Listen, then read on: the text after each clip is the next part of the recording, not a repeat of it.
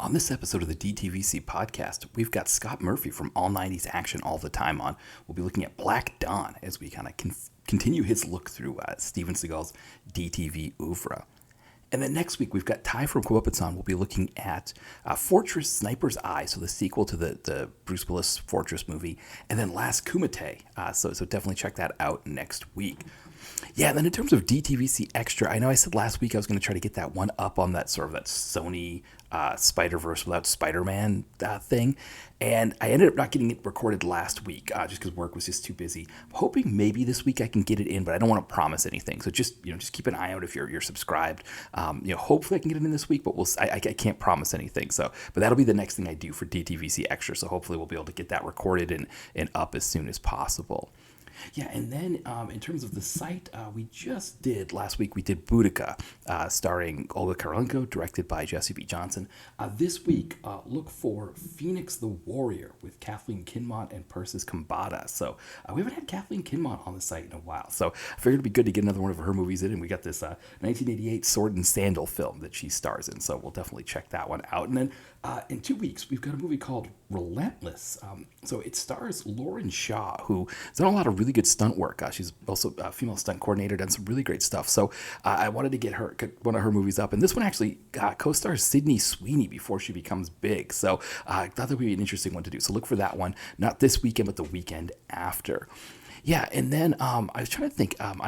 That's pretty much, I think, everything at this point. I was trying to think if I've done anything. I haven't guested on anybody else's stuff recently. Kind of been taking a bit of a break from my own podcast. I kind of got some episodes in the can there while I've got this week off here. But look out for PM Entertainment Podcast. You should keep an eye out for that one because I did record an episode with John Cross for that, and he should be putting it up at some point in the near future. So if you're not subscribed to that, you should be. The most recent episode was he did with the guys from Comeuppance where they looked at The Sweeper. So that was a really fun episode. I really enjoyed it. So yeah, PM Entertainment Podcast. Just search for that on your favorite podcatcher and you'll find it. Yeah, really, really great stuff there. Yeah, I think this is a quick cold open here. I mean, again, my books, Nadia and Aiden, that's my most recent one. Get that one on Kindle Unlimited, paperback. Link is in the podcast description. Also, Bainbridge, my short action novel. Kindle Unlimited probably the best ways to go with that. I'm looking to update the paperback version of that soon.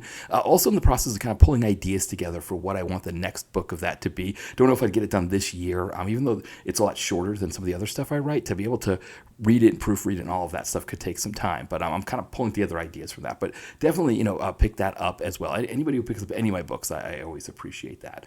And then, yeah. John Cross, speaking of John Cross from After Movie Diner, also Miscellaneous Plumbing Fixtures, that's his musical group. He just put out an album recently on Bandcamp, so you should be following him on Bandcamp because, he's always putting out really great stuff. And that was, even though it's no longer Bandcamp Friday, he still gets enough money if you buy his albums that it's always appreciated when you pick that up. So the link to his Bandcamp is in the podcast description as well, so you can check that out too.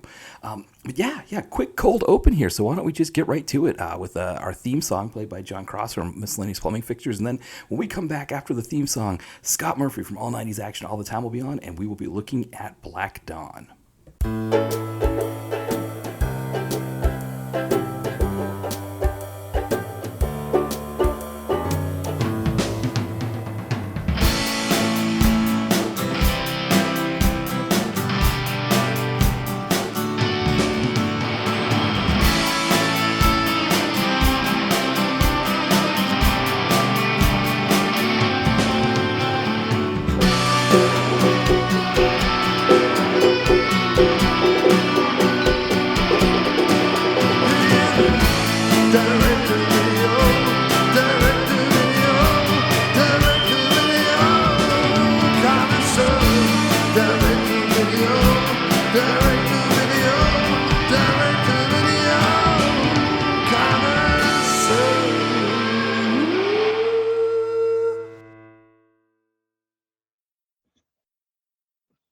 All right, welcome back to the DTVC podcast. As always, this is Matt here, and this week I am joined by a very special guest who, again, has been here for a while now. That we don't want to remove the very special moniker, but know that also too he's been here right up there. I mean, we put him through quite a few Steven Seagal films, but he's back to kind of continue the Steven Seagal odyssey.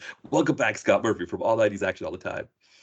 Oh, thank you very much, Matt. Yes, I worked out this is my ninth Steven Seagal movie that we've watched, and it's my 10th appearance overall. So I expect a jacket in the mail, to be honest. That's right. We could do that. Yeah, we got the DTV 10th guest jacket for sure. Exactly. Yeah, for people that don't know, when you first came on, we did Dolph Lundgren's Command Performance, and then we did a Seagal movie, and the plan was to kind of keep moving on to other DTV stars. But I had made a joke because you were talking about watching different, Steven Seagals, and I made a joke like at some point you've got to watch them all, and you were like, well, what if I just watch them all for the podcast? And why don't we just keep doing Seagal? And it has definitely been quite an odyssey as we've gone through them here. There's just been some really interesting movies, which I think today's one that we're going to be talking about here in a bit, Black Dawn, is no shortage of interesting.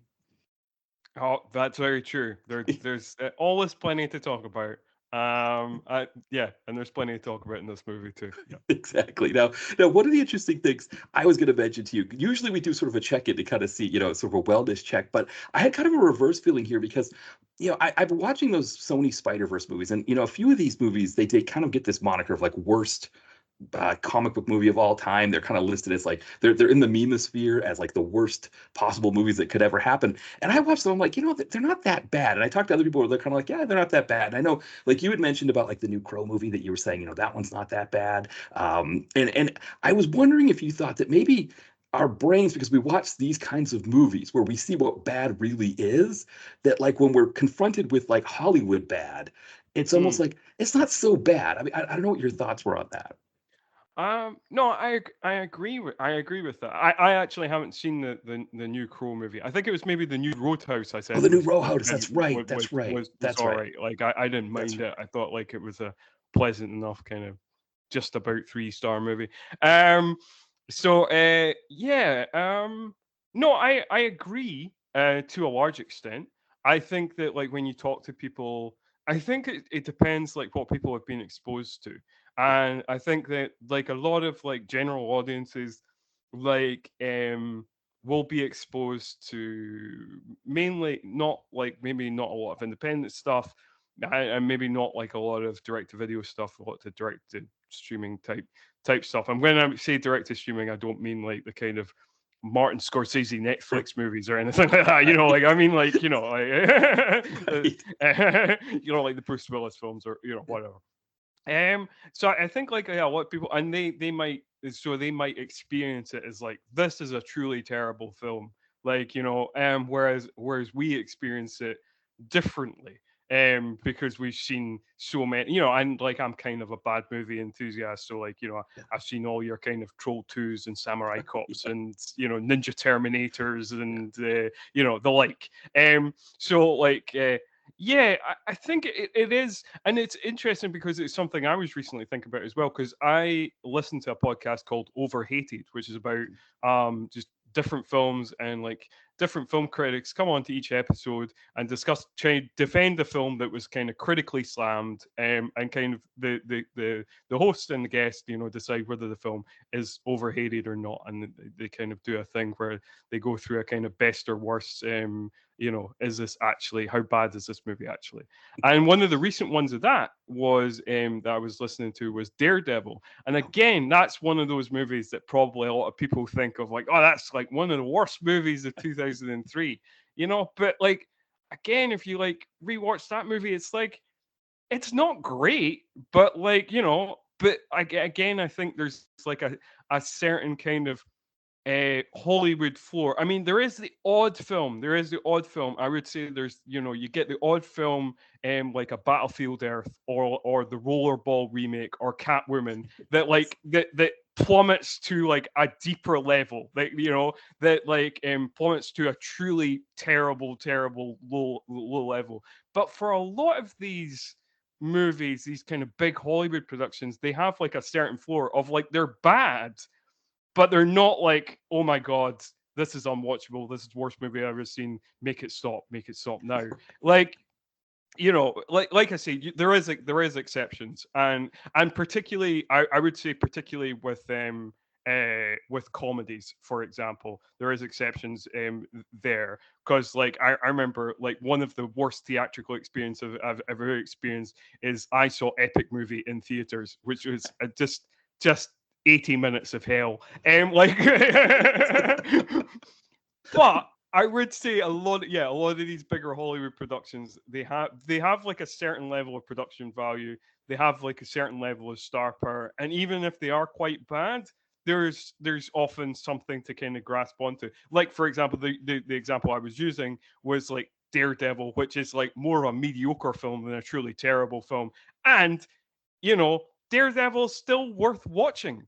Even if you just watch it purely for Colin Farrell's performance as Bullseye, who is just chewing it, like devouring scenery, not even chewing it, just fucking eating it all up. Like he just storms that film. So it's worth watching just for that, And there's some other good stuff in it as well, like so. Right.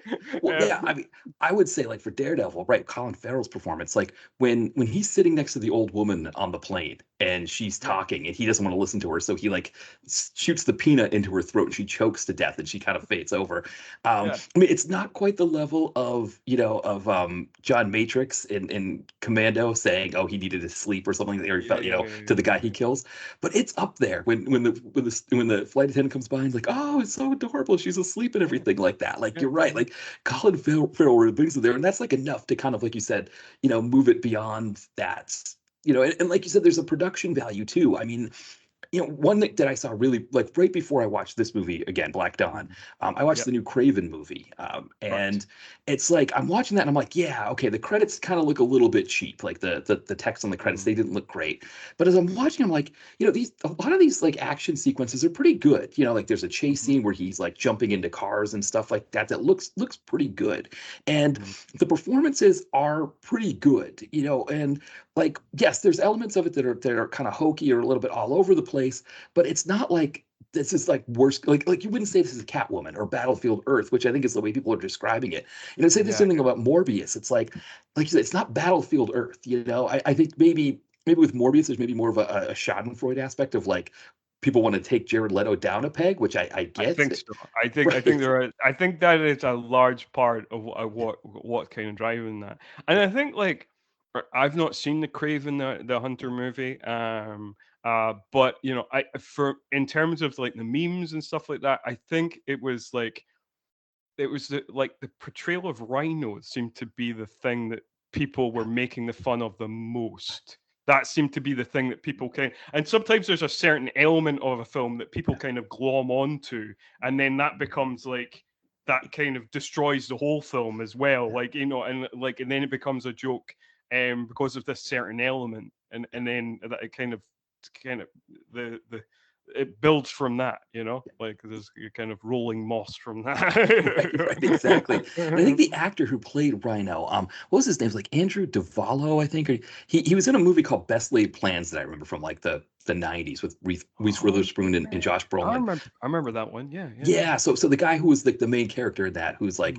kind of dating Reese Witherspoon's character and then trying to scam Josh Brolin. He's one who's playing Rhino. And he did say that like when they were filming the movie, it felt better. But then in post, there were things that were added. Like there's a couple of moments where he screams or yells or things like that he didn't do but they added it in post. So he said his belief is that that was the thing, which I mean that could just be him trying to cover himself because maybe his performance was not the best too. So yeah, no, for sure. But like I don't know, like I have heard talking to people, people who are also comic book film fans. I'm a comic book film fan. yeah. That like a lot of those non-Spider-Man, Spider-Verse, Sony-verse, whatever you want to call it. It's confusing. I feel like we can't really call it Spider-Verse because there's those animated Spider-Verse Yes. movies that becomes very confusing. So like I don't know, non-Spidey Sony-verse, whatever. I feel like people seem to be. There's a lot of people who seem to be more of your mind of like they're not great, but they are quite fun to watch. They're watchable.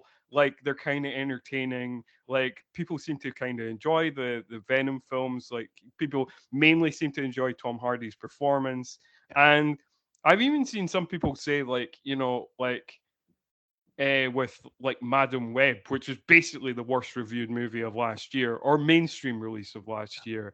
Like I've even seen people say like, yeah, it's bad, but it's not like again, it's not like Catwoman bad.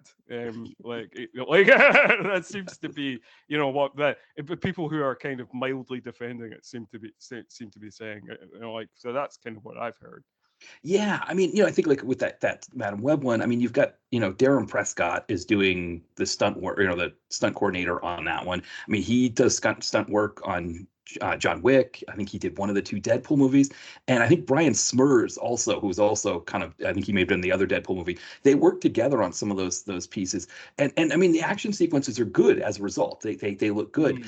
but there's just like there's ADR in there that's like, you know us watching Seagal movies where we saw a movie where it was supposed to be about aliens and they ADR'd it into like genetically modified vampires.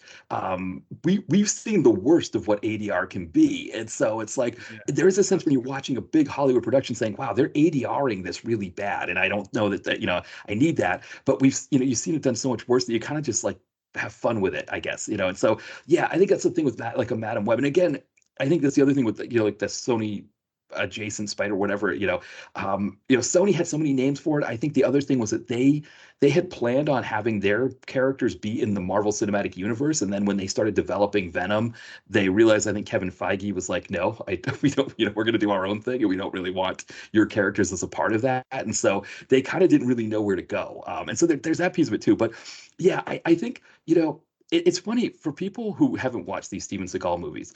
I think there's a sense of people wanting to sort of meme a movie. They want a movie to be so bad that it's memeable, that Mm. they'll take it. They'll kind of run with small elements of a bad movie and just be like, "This is what I want to make the meme about."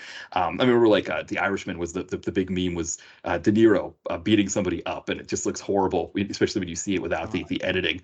Um, yeah. but I mean, these Seagal movies, there are so many memeable moments in these Seagal movies that if the memosphere ever found Seagal stuff, I mean, I know there's the problematic element of him, but Mm. Of course. yeah, I mean, the things that you could do if you could do these kinds of things with like a Madam Web or a Morbius, a movie like Black Dawn just has too many moments that are memeable. Oh yeah, yeah, yeah, yeah. No, no, no. Absolutely. There's a lot of memeable moments in these films. Like a film like Black Dawn or most of the Steven Seagal movies we have seen. You Yeah, know, like yeah. And it's one of those things. Like again, we often mention it when we're talking about these films that we are kind of grading them on a curve. right. Like and so like oh, this is the ninth entry into the saga, and going through this like I mean like it is Pistol Whipped a great movie?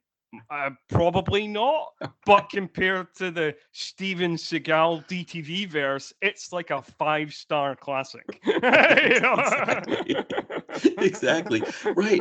And I mean, we get things like the one we just did, Out for a Kill, which we ended the year on kind of on a high note where you get so many ridiculous moments in there. The guy doing monkey style kung fu who's like flying around the walls, the throwing a samurai sword to behead somebody, just all kinds of stuff that's in that movie. And yeah, I think this movie that we're going to be talking about here, Black Dawn, is just an example of it, that a lot of the craziness, that the bonkersness that we get in these Seagal movies is either because of Seagal actively wanting certain things in the movie, or because the filmmakers have to filmmake around Seagal and his Yeah. ridiculousness, that they got to come up with ways to do these things. And so when you get a Pistol Whipped where it feels like they do a really good job of splitting the difference, yeah, you almost have to take it and run in a way, like you say, you think of it as a 5-star movie.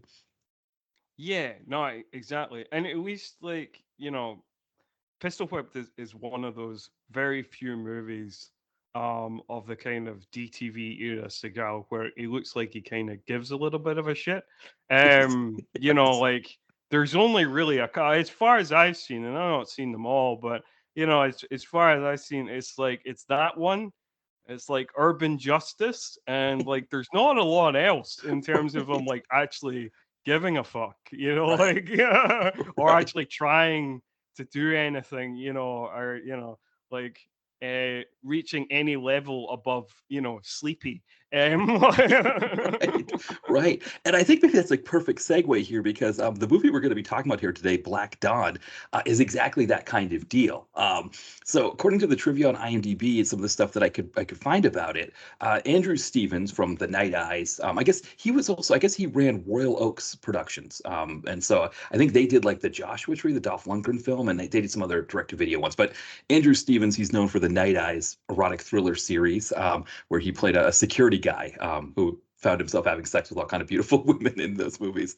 But he's the producer. Yeah, if you're curious who Andrew Stevens, he plays a security guard at the nuclear power plant here in the film. So he's the one who's constantly telling the guy who's bringing in who's working there, oh, you got to take your coffee cup outside the metal Oh, detector. right. Yeah, that's Yeah, Andrew yeah, yeah. Stevens. That's that guy who's a producer. Yeah, Also, like, it's always a surprise, where it's like watching these movies, which just assume are always going to be put out by, like Lionsgate or RLGE films or Millennium Films or whatever. So like when you see again, we've tied it in beautifully because this was released and distributed by Sony Pictures Home Entertainment. So right. it is interesting. Like each time, like in this kind of early DTV era where it's still being released by kind of mainstream studio, one of the big studios, and you're like, oh, Sony. I wasn't expecting to see that logo as I started Black Dawn. Right, exactly, exactly. Because I mean, people talk about that as almost sort of like what kind of killed the DTV world was that essentially when the big names got in, like Sony, I guess Warner, whoever, they started making direct-to-video movies in the 2000s. Companies like PM got priced out of the market because they couldn't really compete from a distribution and budget standpoint. But then when they did get those ones priced out, they started cutting the budgets down, and then you start to get these sort of like low budget kind of things that you get into the 2010s. And so it's interesting because, like you said, this one had Sony. My hunch is that Andrew Stevens Productions, when they were able to get Seagal, that's what was able to get this thing through to Sony, like that, Seagal's name was the thing. So in that sense, it worked out for them. And they were excited, I think, to get Seagal on board, but I think Seagal knew they were excited to get him on board because he leaves, I think, after 18 days of filming. That's right. But he also forces a lot of rewrites. So, we talked about The Foreigner. I think not the previous one, but the one before it. Yep, Yeah. that's right. We did Out for a Kill last, and then The Foreigner was the one before that. Yeah. Yeah, which was Jonathan Cold. Yeah, apparently when he signed on to this movie and he read the script, he said, "No, you have to make this my Jonathan Cold character from The Foreigner." And so they had to do rewrites and all of that stuff. Which I don't, I don't know what because I don't know if you watched The Foreigner and thought, boy, I'd like to see more of that character. And there was no point in The Foreigner where I was like, oh, no point in The Foreigner was I thinking necessarily, I was, I want to see at the end credits a James Bond style, Jonathan Cole will return, there was no point I was really thinking that, but no, here we are. Although, again, I guess it like speaks to like a different environment because I was reading that like he left after 18 days of the shoot. It was 30 days, which again, I guess like really. I guess it shows how different 20 years ago was because I guess like a lot of these DTV films now, it's like kind of shoots are like 10 to 14 days, really, Right. isn't they? So for a 30-day shoot, that's positively luxurious compared to Right. what we have now. Yeah, and not only 30 days, but 30 days that for the most part is shot in LA.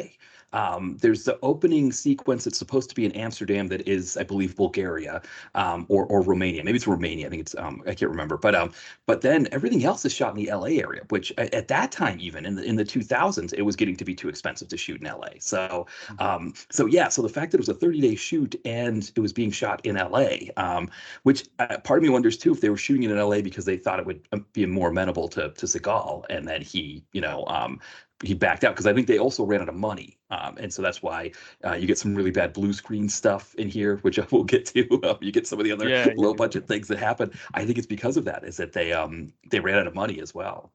Oh, jeez. Yeah. No, that's brutal. You know, yeah. I mean, we've discussed what a terrible person Seagal is at length before, but still, it's worth hammering home the point of it's just a terrible guy all around. Yeah. And I have to say, like if Steven Seagal would be a great guy if he was the person that Steven Seagal says he is.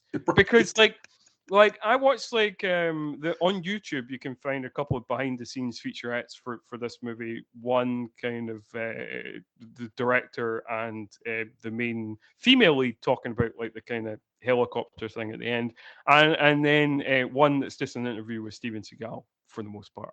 The one with the Steven Seagal interview, he's like sitting on a throne, but he's talking about he's talking about how not to let success go to your head, and to to accept praise and criticism on the same level. Don't get overexcited about praise. Don't get too down about criticism, and that you can be successful without becoming unethical. And I was like, what a load of shit. Yes. Yes. Yeah, and the IMDb trivia said that that was like that throne he was sitting on.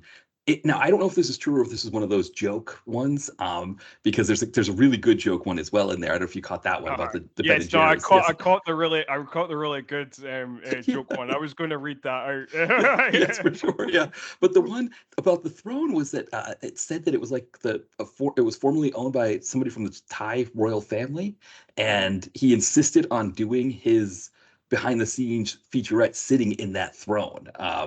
And so I don't know how true that is. I don't know if that actually is. I mean, my understanding of the Thai royal family is like 'cause I know people that have taught English there in Thailand, Right. and Okay. apparently you can't say anything bad about the Thai royal family. And so it's Oh. like understood for like expats who are teaching over there or whatever that are living in Thailand. If they say anything bad about the royal family, they say it outside of earshot of native Thailand citizens, Yeah. because they don't want to get thrown in jail or something if somebody I guess rats on them or something like that. So I don't know if they would also be very like tight with their throne, or if they might be like, oh, Steven Seagal, he's a movie star, we'll let him have our throne or something like that. Well, I don't know. I mean, yes, I was a little bit suspicious about that piece of trivia. I wasn't sure if that piece of trivia again was like a joke or but it's kind of one of those jokes that is like, it's subtle for a joke, it's kind of like Exactly. it's kind of like, oh, you can take that seriously, whereas the other bit of joke trivia, you're like, oh, okay, that's definitely it, Yes. and Yeah. it's definitely a joke. Right. Did you want to do that one now, the Ben and Jerry's one? Oh, yes. No, it's fantastically written as well. I, I Yes, really like I exactly. really like this.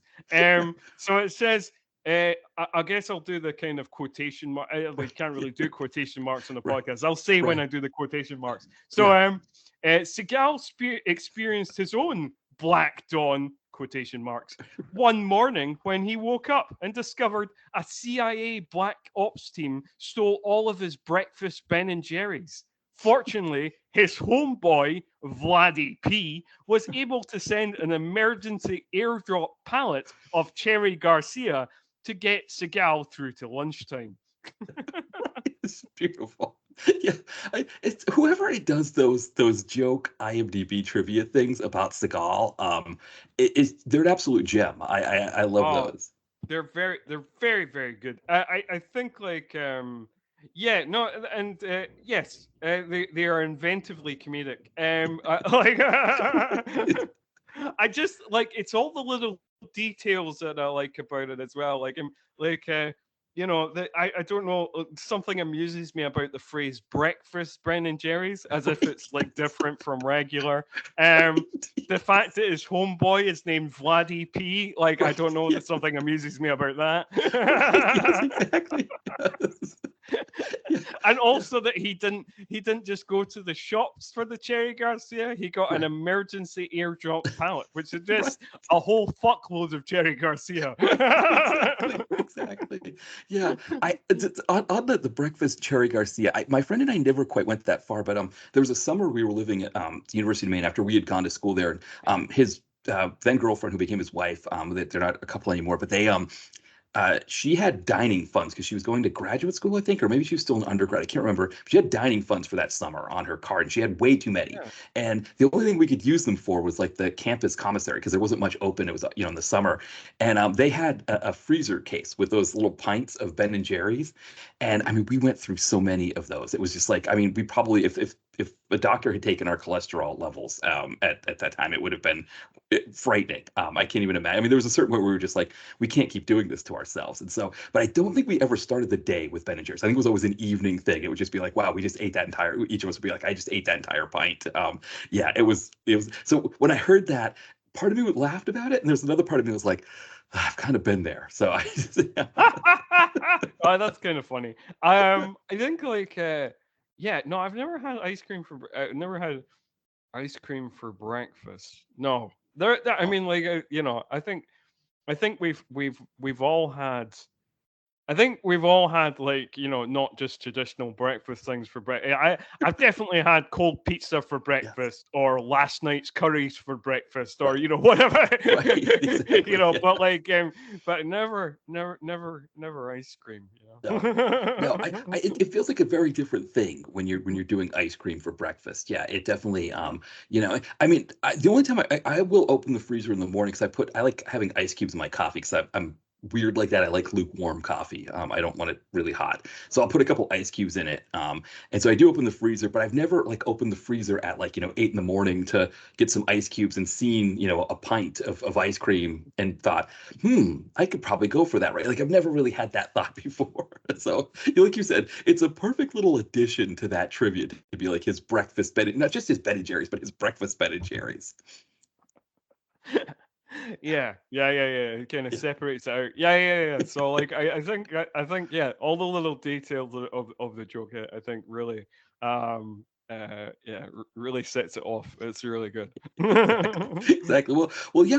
Why don't we get stuck in here on Black Dawn Black because this Dawn. is an interesting one.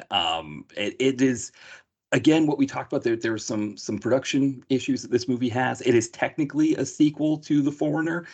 We do when we'll get to some, when we get to the info dump on him. Also get some flashback from The Foreigner in here, but um, That's right. We get a flashback to the end, the yeah. kind of last fight, the finale fight in the cabin in Yeah. Norway or whatever it is. Yeah. Right, and we don't even know if it's supposed to be depicting the same thing that we saw in The Foreigner, but I mean, the movie actually starts without Seagal. It starts in Bulgaria slash Amsterdam, or actually, no, I should really start with the real beginning, right? Which is this sort of like kind of trancey techno opening. Oh, so like this is amazing. This is one of the funniest parts of the film.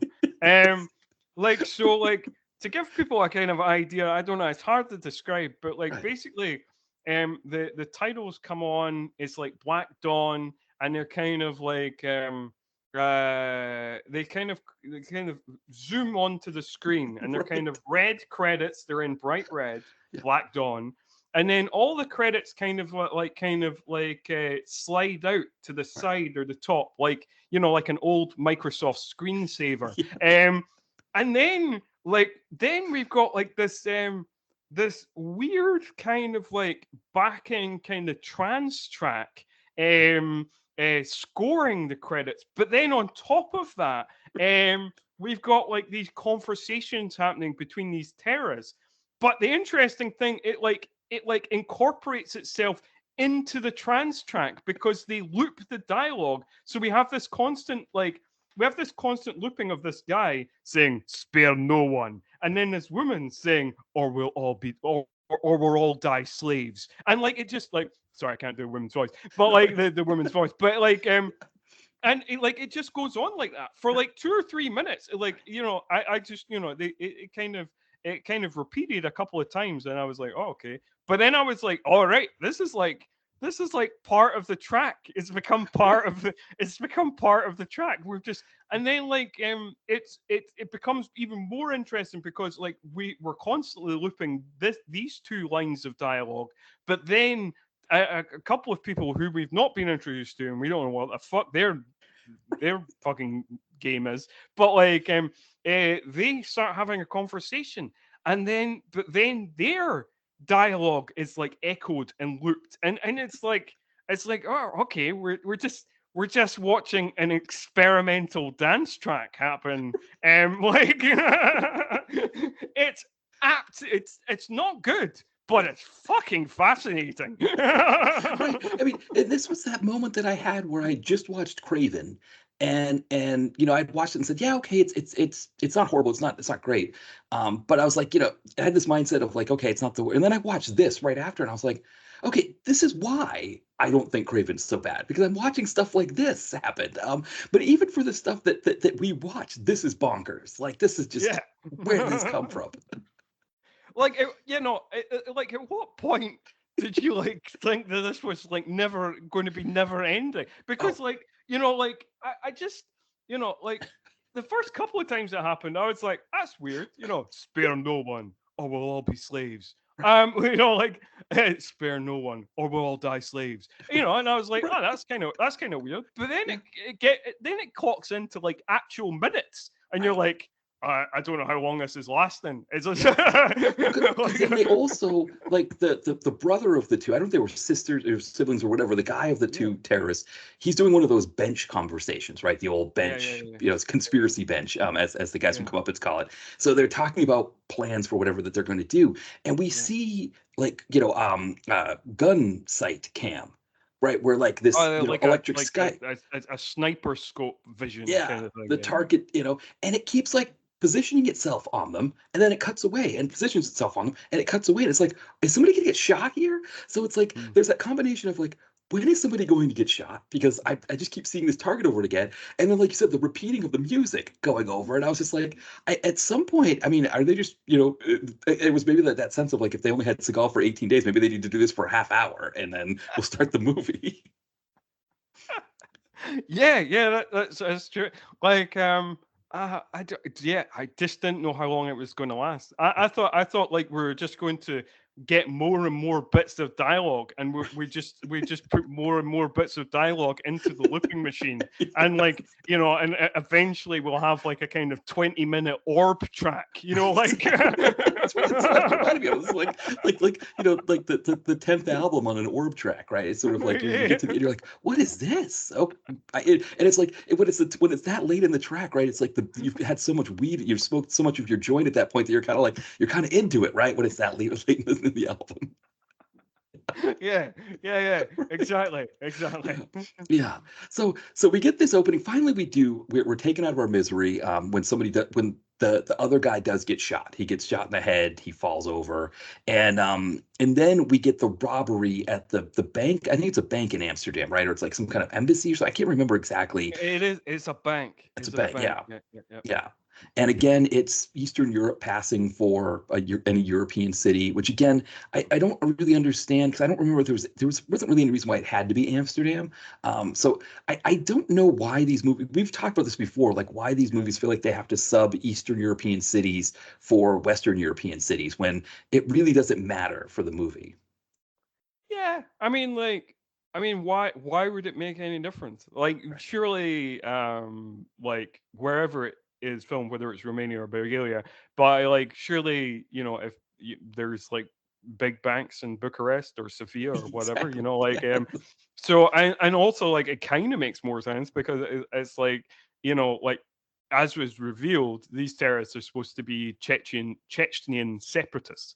Right. So like, they're coming from Chechnya, which is Mhm. obviously in Russia, and like, so like, yeah, why wouldn't they go on a robbing spree of Eastern European banks? Like, there's no real necessity for it to be the Amsterdam financial district as we get the opening scroll of. Right, exactly. So yeah, so this robbery is just pretty much every kind of robbery. You've got this gang of terrorists in black leather, black outfits. I don't remember if there's any particularly like standout kills or anything like that. I don't think Not anything. really, not really. They just like shoot a couple of security guards. Like there's nothing really spectacular about it. There's nothing. The only thing I did note is like when after the robbery happened, their escape vehicle is an Audi, which That's um right. which which I was amused by that because you don't associate Audi with like speed and getaway. You associate them with like safety and Right. like Right. like being solid and reliable and not breaking down. But you don't expect them to be getaway vehicles. So that amused me. That was the main point of amusement for me in the bank robbery. That's a great point. That's a great point. Yeah, because it's almost like they just sort of took what was ever available in making the movie, and they're just like, just let's just go with that, Or maybe they. Oh, Yeah. go ahead. I was going to say because maybe they thought Oh, that the Eastern European cars would not be Western European enough, so they just had an Audi around. yeah. I guess so. I guess then maybe then. I mean, the only way that getaway could have been funnier is if their getaway vehicle was a Volvo. They're like, Yes, that's a great point. Especially if they got into an accident and like everybody was fine, but then like the person that ran into them was hurt more. Yeah, if they oh, exactly. yeah. Because again, Volvo not known for speed, but they're built like fucking tanks and they're Exactly. indestructible. Exactly. Exactly. Yeah. Yeah. And here in America, I don't know if it's the same probably in the United Kingdom as well, even maybe in New Zealand, where it's like that is like the number one car of upper middle class American, Mm. Oh like yeah, yeah, yeah, yeah, yeah, yeah, yeah, yeah, yeah, yeah, yeah. yeah. And you know when you Absolutely, yeah, absolutely, yeah, absolutely. yeah, Um, exactly. yeah. Like, I mean, again, it'd be good for getting away if you're being shot at or something, because again, Volvo's just indestructible. Right, exactly, exactly. You're gonna manage. You're gonna manage. I remember my friend, one of his first cars that he got when he got his license here in America was an old Volvo that didn't even have power steering. It had like rack and pinion steering. Yeah, yeah. And so I remember him telling me about that. And I didn't really know the difference. But I didn't really try driving it. But apparently, like, yeah, power steering is like, yeah, without I've never driven a car without that, so I don't know. But he made it sound like this is like the worst thing Mhm. possible. Yeah, I'm not a driver myself, so I No, don't really I don't really no. I don't really know. But my dad is a car enthusiast, so I kind of Uh, know some things via osmosis. exactly. Yeah, yeah. Same here. I'm unique for Americans that I don't. Well, my wife doesn't drive either, but she grew up here in Philadelphia. I grew up in a state that doesn't have public transportation and still didn't get my license. So Mm. I'm kind of a real oddity here in the states for not driving. Very cool. So I think our next scene is the escape, right? The where Seagal and company they go to break into a prison where Mm. UK actor Julian Stone, who here in the United States did soap opera work, Mhm. but that's what I knew him from. I think General Hospital is the one he did. But he's being held in a prison, and so we get this opening thing where I guess they're in the ambulance, because that's where they're planning it out, and it's just essentially like talking about Seagal, like how he's the greatest. It's like again the sort of the thing where other people talk about how great he is, and he just kind of responds to them in ebonics. Yes, that's right. It's very much one of your classic Seagal. He's the best Yes, scenes. exactly. That's right. Well, because I forgot what happens is a guy is going into this. The guy who's like a doctor is going into the prison, and somebody chokes him out, drags him into this thing, and I guess they get a picture of him, or no, they get his badge, and They then get his through some badge. some 2000s, well, actually, I would say probably more like 90s computer image graphics.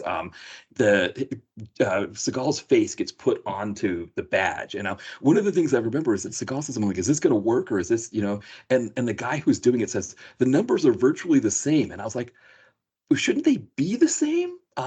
Like virtually, like wouldn't virtually like trigger an alarm or something? Like I feel like virtually is not good enough when it comes to like mimicking somebody's badge.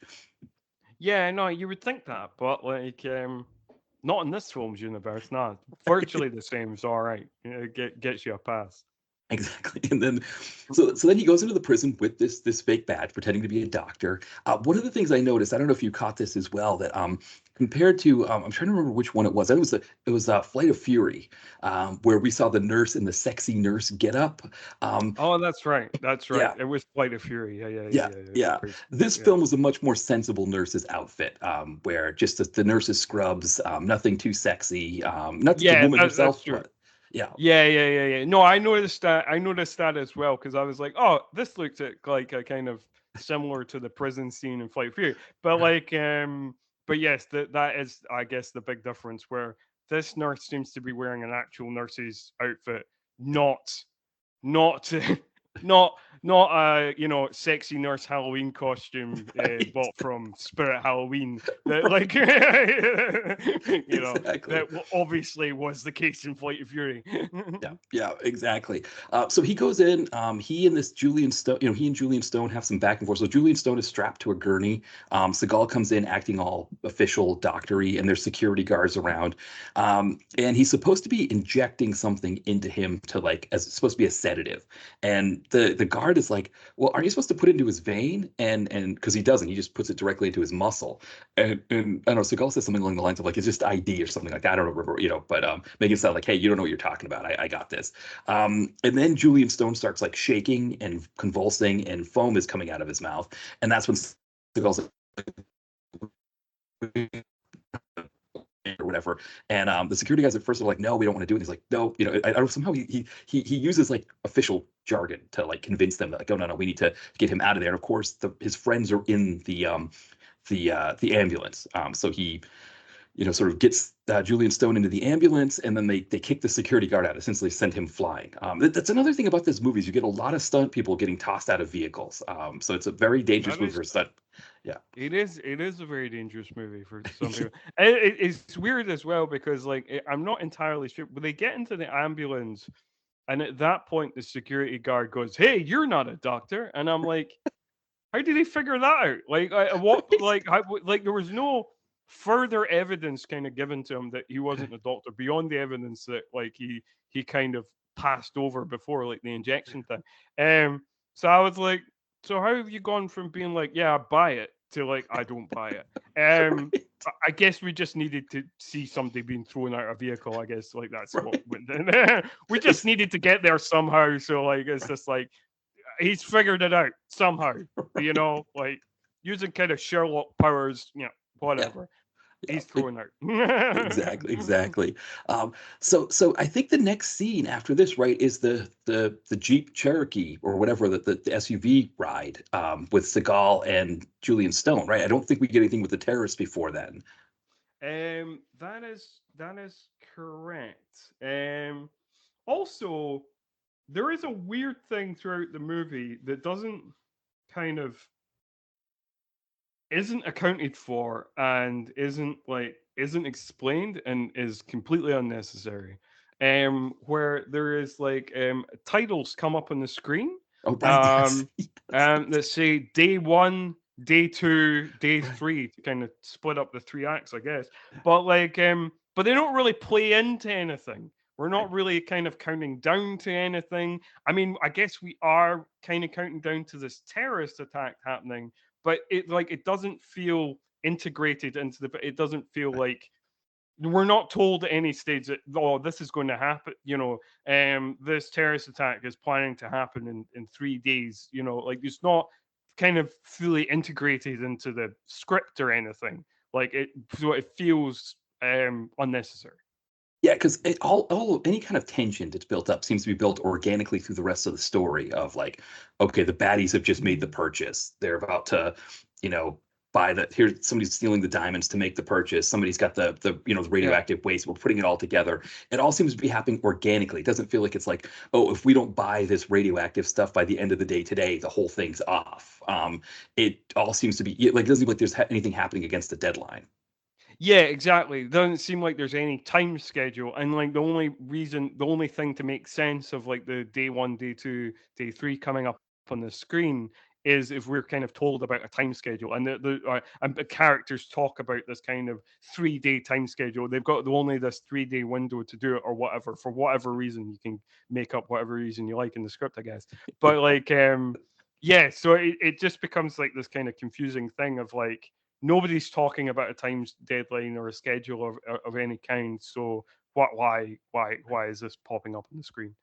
Yeah, just happens to be there. Yeah, which is again, it's just like a very Seagalish kind of thing, right? That you just we're just gonna put these in here and just say day 1, day 2, or whatever, and it seems like it works, but it's a question. You're like, why is that there? Now, so this car ride, we get this conversation between Jonathan Cold and Julian Stone's character. His character is Michael Donovan, who is like, I guess he's known as like sort of like this arms broker. I guess that's his thing. Yeah, although it's not really confirmed that that's what he is until like later on in the we understand he's like a bad dude, Right. and he is like a kind of like a dodgy guy, but or did he I can't remember if he does mention that he's an arms dealer in the car ride, or if it's just introduced later when we get the conversation with Agent Stewart, which is funny, and we'll talk about that later. Right. Yes, exactly. Well, the other thing we get, so while they're driving, essentially Julian Stone says to Seagal, "Hey, you did a great job busting me out of there. I could use a guy with your talents to help me out with what I've got going on here." And Seagal's like, "Yeah, you know what? I think I could do that. I could, whatever." While this whole conversation is happening in this car, on the dashboard in front of them, we see the remnants of McDonald's. We see an old fry container, and we see a wrapper that's all crumpled up, and that's just there. And I guess it's supposed to denote like a long trip. But I just love that. That's Yeah. not only that did they eat McDonald's on this trip, but they just left it there as opposed to like putting it in a bag and like setting it aside or something like that. It's like the most insane product placement I think I've seen for McDonald's in a film. It is very funny, but I do like it also sets up a kind of like funny thing of like um generally if you are like a fugitive, um generally you wouldn't be getting drive through, I would assume, like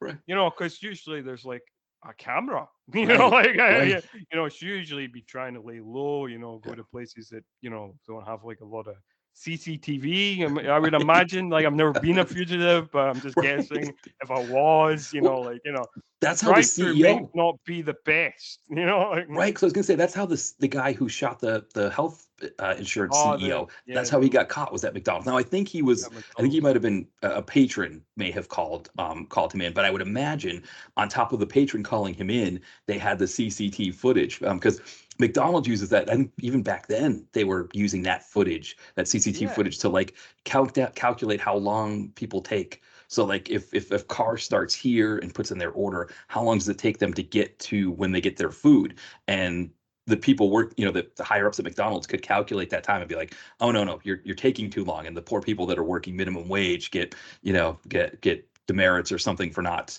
doing it quick enough. So that CT, they were using that. I mean, of course, they were using it for nefarious ends, but yeah, for someone like Seagal, who's Mr. CIA guy, he would be like, no, we can't be going through the McDonald's drive-through because they've got cameras everywhere in that place. I know a little joint down the road here that's got no cameras. We'll pay with cash. We'll be all right. exactly. That you would think that would be like leaving no trace, and like Yeah, like, but no, no, getting drive through, yeah, just brazen. Although I do love that also, like this film does the James Bond thing where like as we all know, James Bond, greatest spy in the world, despite being also the worst spy in the world because everybody knows who he is. right, And Jonathan Cold is the same, like right. greatest spy in the world, like got all these skills, weapon skills, martial arts skills, whatever. Yeah.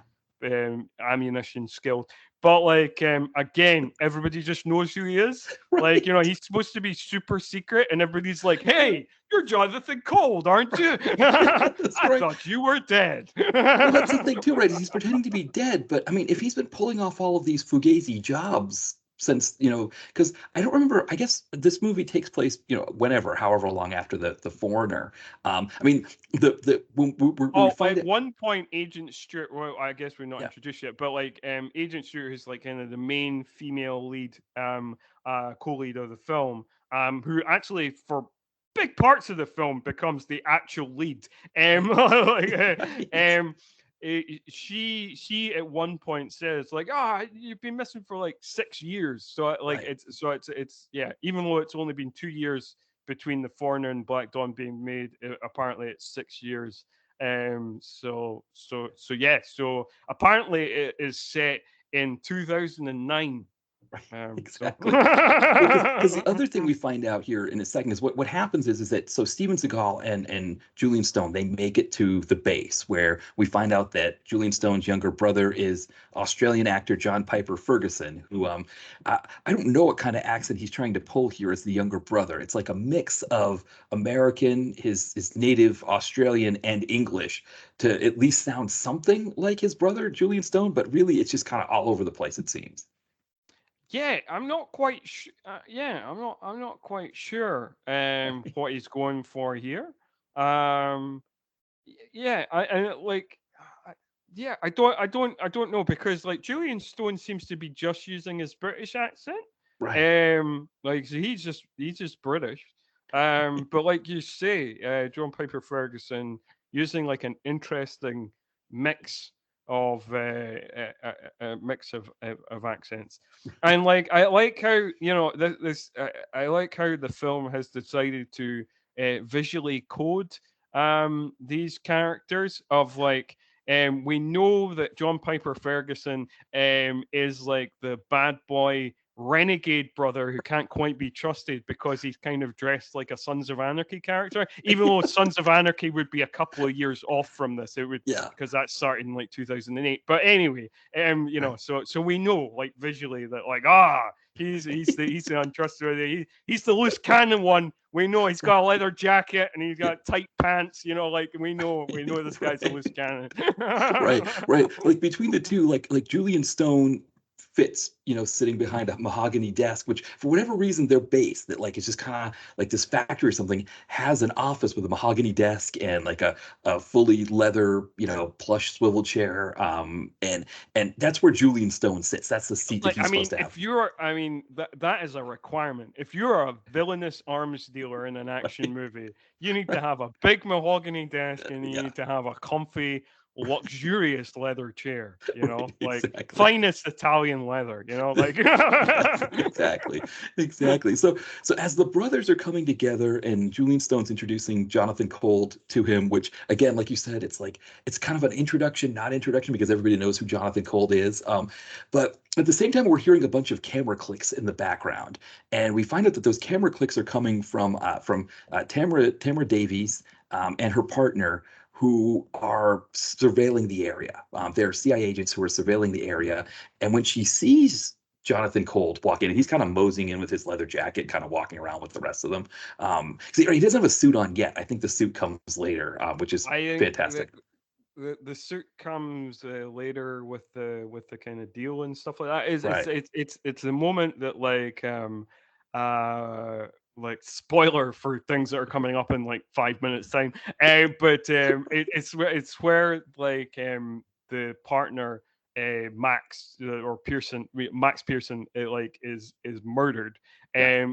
And like Agent Stewart is like captured, and like the Right. kind of deal is happening between the terrorists and the That's arms the right. arms dealers. That's when, and then he just spends, he has like two suits for the rest of the movie, but yeah, he spends the rest of the time of the movie in his kind of pinstripe suit, which is unusual for um it's unusual for Seagal. It's unusual Yeah. because usually Seagal is either wearing his big kind of floor length leather jacket, Right. or he's wearing kind of like those kind of like martial art masters kind of clothes, like yeah. So like so it's a bit of a more unusual look for him to be kind of pinstripe suit or whatever, Yeah, like which I wonder if that might have been a reason why he left the shoot early. If he was like, "I'm not wearing these clothes anymore" or whatever. If that was one of the things that he was like, "I'm not wearing yeah, this because suit." like it's not his usual bag, it's not his Right. usual deal at all,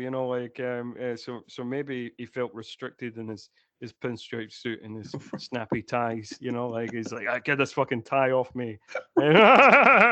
Exactly, exactly.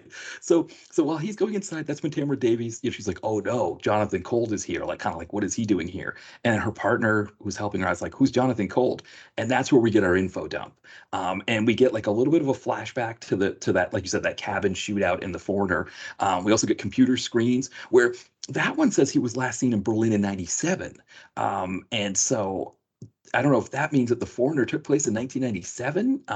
No, yeah, Yeah, I it's all don't know. confusing. Yeah, that is a bit confusing. So Yeah, then, yeah. So then, if it'd been 6 years, then it'd be set in 2003 when The Foreigner came out. Like, yeah, so we exactly. don't know. This film might be set in 2003. It might be set in 2009. I mean, I Right, guess it exactly. doesn't matter. But I guess we're thinking about it more than anybody who wrote the script did. But Right. like, Yeah. I mean, cell phone technology, I guess well, the funny thing is cell phone technology is smack dab in the mid 2000s with a lot of the flip phones and everything. So we oh can't yeah, even go based off cell phone technology. no, we can't really. No. But yeah, while she's giving this info dump and talking about how he's the best it was and he should have gone dark, all this kind of stuff, she also explains, hey, he was my mentor, he was my handler, right? That's the term they use in the CIA Yeah, speak. yeah. Is he's my handler. So then she calls the villain. She calls her boss in this We situation. don't know he's a villain yet. Right, We don't exactly. know. We just think he's just like a head CIA guy. Yeah. Right, but he's the villain from the third Beverly Hills Cop movie. Oh, Timothy that's right. Carhart. Yeah, yeah. Yeah, That's right. That's right. and to be fair, I would say he's better as a character in a Seagal movie than he is as the main villain in a blockbuster movie franchise in the I think it's '90s. too much to place on the show. Yeah, he's not quite charismatic enough to be. Because like I suddenly can't remember who the villain in Beverly Hill Cop 2 is, but it's like Jurgen Stephen Bear. Prochnow.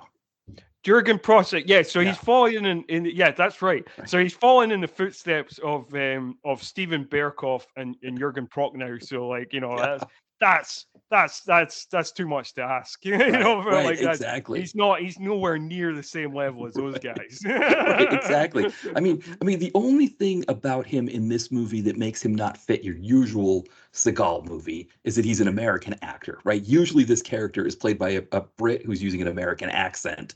All right, so yeah, why don't we take a break here and then we'll come back in just a bit. Check out my newest release, Nadia and Aiden, available now. Told in a unique, dual first person narration style, Nadia and Aiden explores what it means to be American from the standpoint of two kids who grew up in France with an American mother. It also looks at how we define family beyond DNA and blood relations, when life isn't always that simple. You can find Nadia and Aiden on Amazon in paperback, Kindle, and Kindle Unlimited. The link is in the podcast description. All right, we are back, and so yeah, so we left off with the baddie from Beverly Hills Cop 3. He was Tamara Davis is calling him to ask for advice because suddenly Jonathan Cold is involved, right? It's thrown a whole wrench into this whole thing, and his advice to her is stay dark for now, right? Because again, that's CIA speak. You gotta have the CIA jargon in these movies. Yeah. No, that's really true. Yeah. Exactly. In the meantime, Seagal is sitting across from Julian Stone at the desk. Now, there's been some initial tension because John Piper Ferguson, as the younger brother, is not happy that they've called Jonathan Cold in on this. I think he thought this, he had planned all this stuff, done all this stuff, all this time that Julian Stone was in jail, and he was kind of like, oh, he was expecting to be an equal partner with his brother, and to have Jonathan Cold called in, kind of upset, ruffles his feathers a bit. But anyway, Seagal is talking to. I don't know if you can hear. I think there's somebody's running a motorcycle in the background here. So I don't know if you can hear No, that. no, no. Oh, okay, okay, Can't perfect. All really. right, excellent stuff. It's But fine. It's fine. I feel like this is also like one of the kind of like main kind of tropes of any of these types of films, whether it's like whether it's like a kind of crime thriller or whether it is like an action movie. You always have like whether it's like a CIA agent or an FBI or an undercover cop, whatever, that has to go into like a terrorist cell or a gang or an arms dealer or whatever.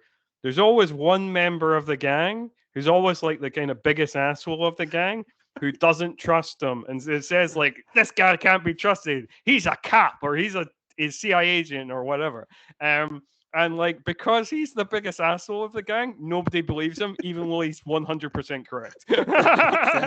Exactly. What was I can't remember the actor's name. It was Matt something. Who's in the Fast and the Furious. Matt, is it Schultz? Matt Schultz, that's it. Matt Schultz, right.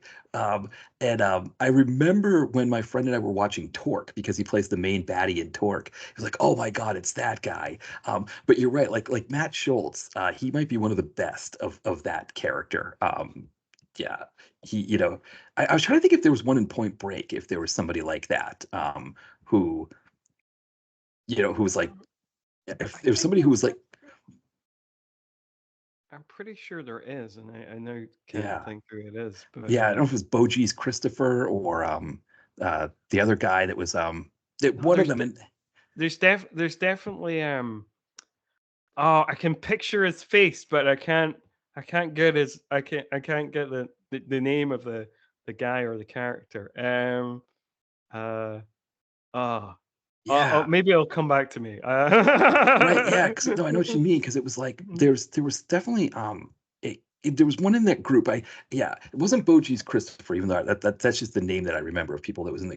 But I'm trying to remember the other actor's name. Uh, and it's not showing up on here. James LaGrosse, who plays Roach. That might have been Roach. Um, and then there's I guess, yeah, I think it might have been, or Rosie. Maybe it was Rosie, the actor who was on the Weird Science TV show. Because remember, no, I think it might have been Roach, James LaGrosse, who, if you look at his picture on IMDb now, he doesn't look like who he does, who he is now, in the movie. He's got like the long stringy hair and everything. Yeah, Yeah. that's right. That's right. Oh, I need to. I love Point Break. I know. I'll need to rewatch that soon, I think. Yeah, it's one of my favorite actioners. I agree. I've got to. It's also one of my favorite action films as well. Like, Yeah. yeah. There's so much good in that movie. I think because Catherine Bigelow, making it from the standpoint of a woman interacting with men, it's like because it's not like a woman trying to be men. It's a woman who's saying like, these are guys, and like, it's almost like this mindset of like, for the most part, guys are full of shit, but if they're hot, we kind of put up with it sometimes, and that's kind of what it is. It's sort of like Bodhi's full of shit. Special Agent Johnny Utah's full of shit, but they're also hot. And so it's like, okay, they're full of shit, but they're hot. And it's like, okay, whatever, they're good for hooking up with it every once in a while, but you don't want to fall in love with them. But I always love the Tyler character, because she's the one who tries to be like the guys, and she ends up the damsel in distress. And it's almost like this mindset of, don't try to be the guys. You can't, they're not going to let you be one of them, but just sort of, I don't know. It's always a fun interplay. And of course, like the action sequences are just, fun too. So. Yeah, for sure. No, looking it up and like seeing the faces, I'm pretty sure it's the Lita Getson Rosie character that is the one who's like the one that's like, I think this guy's fucking cop. Yeah.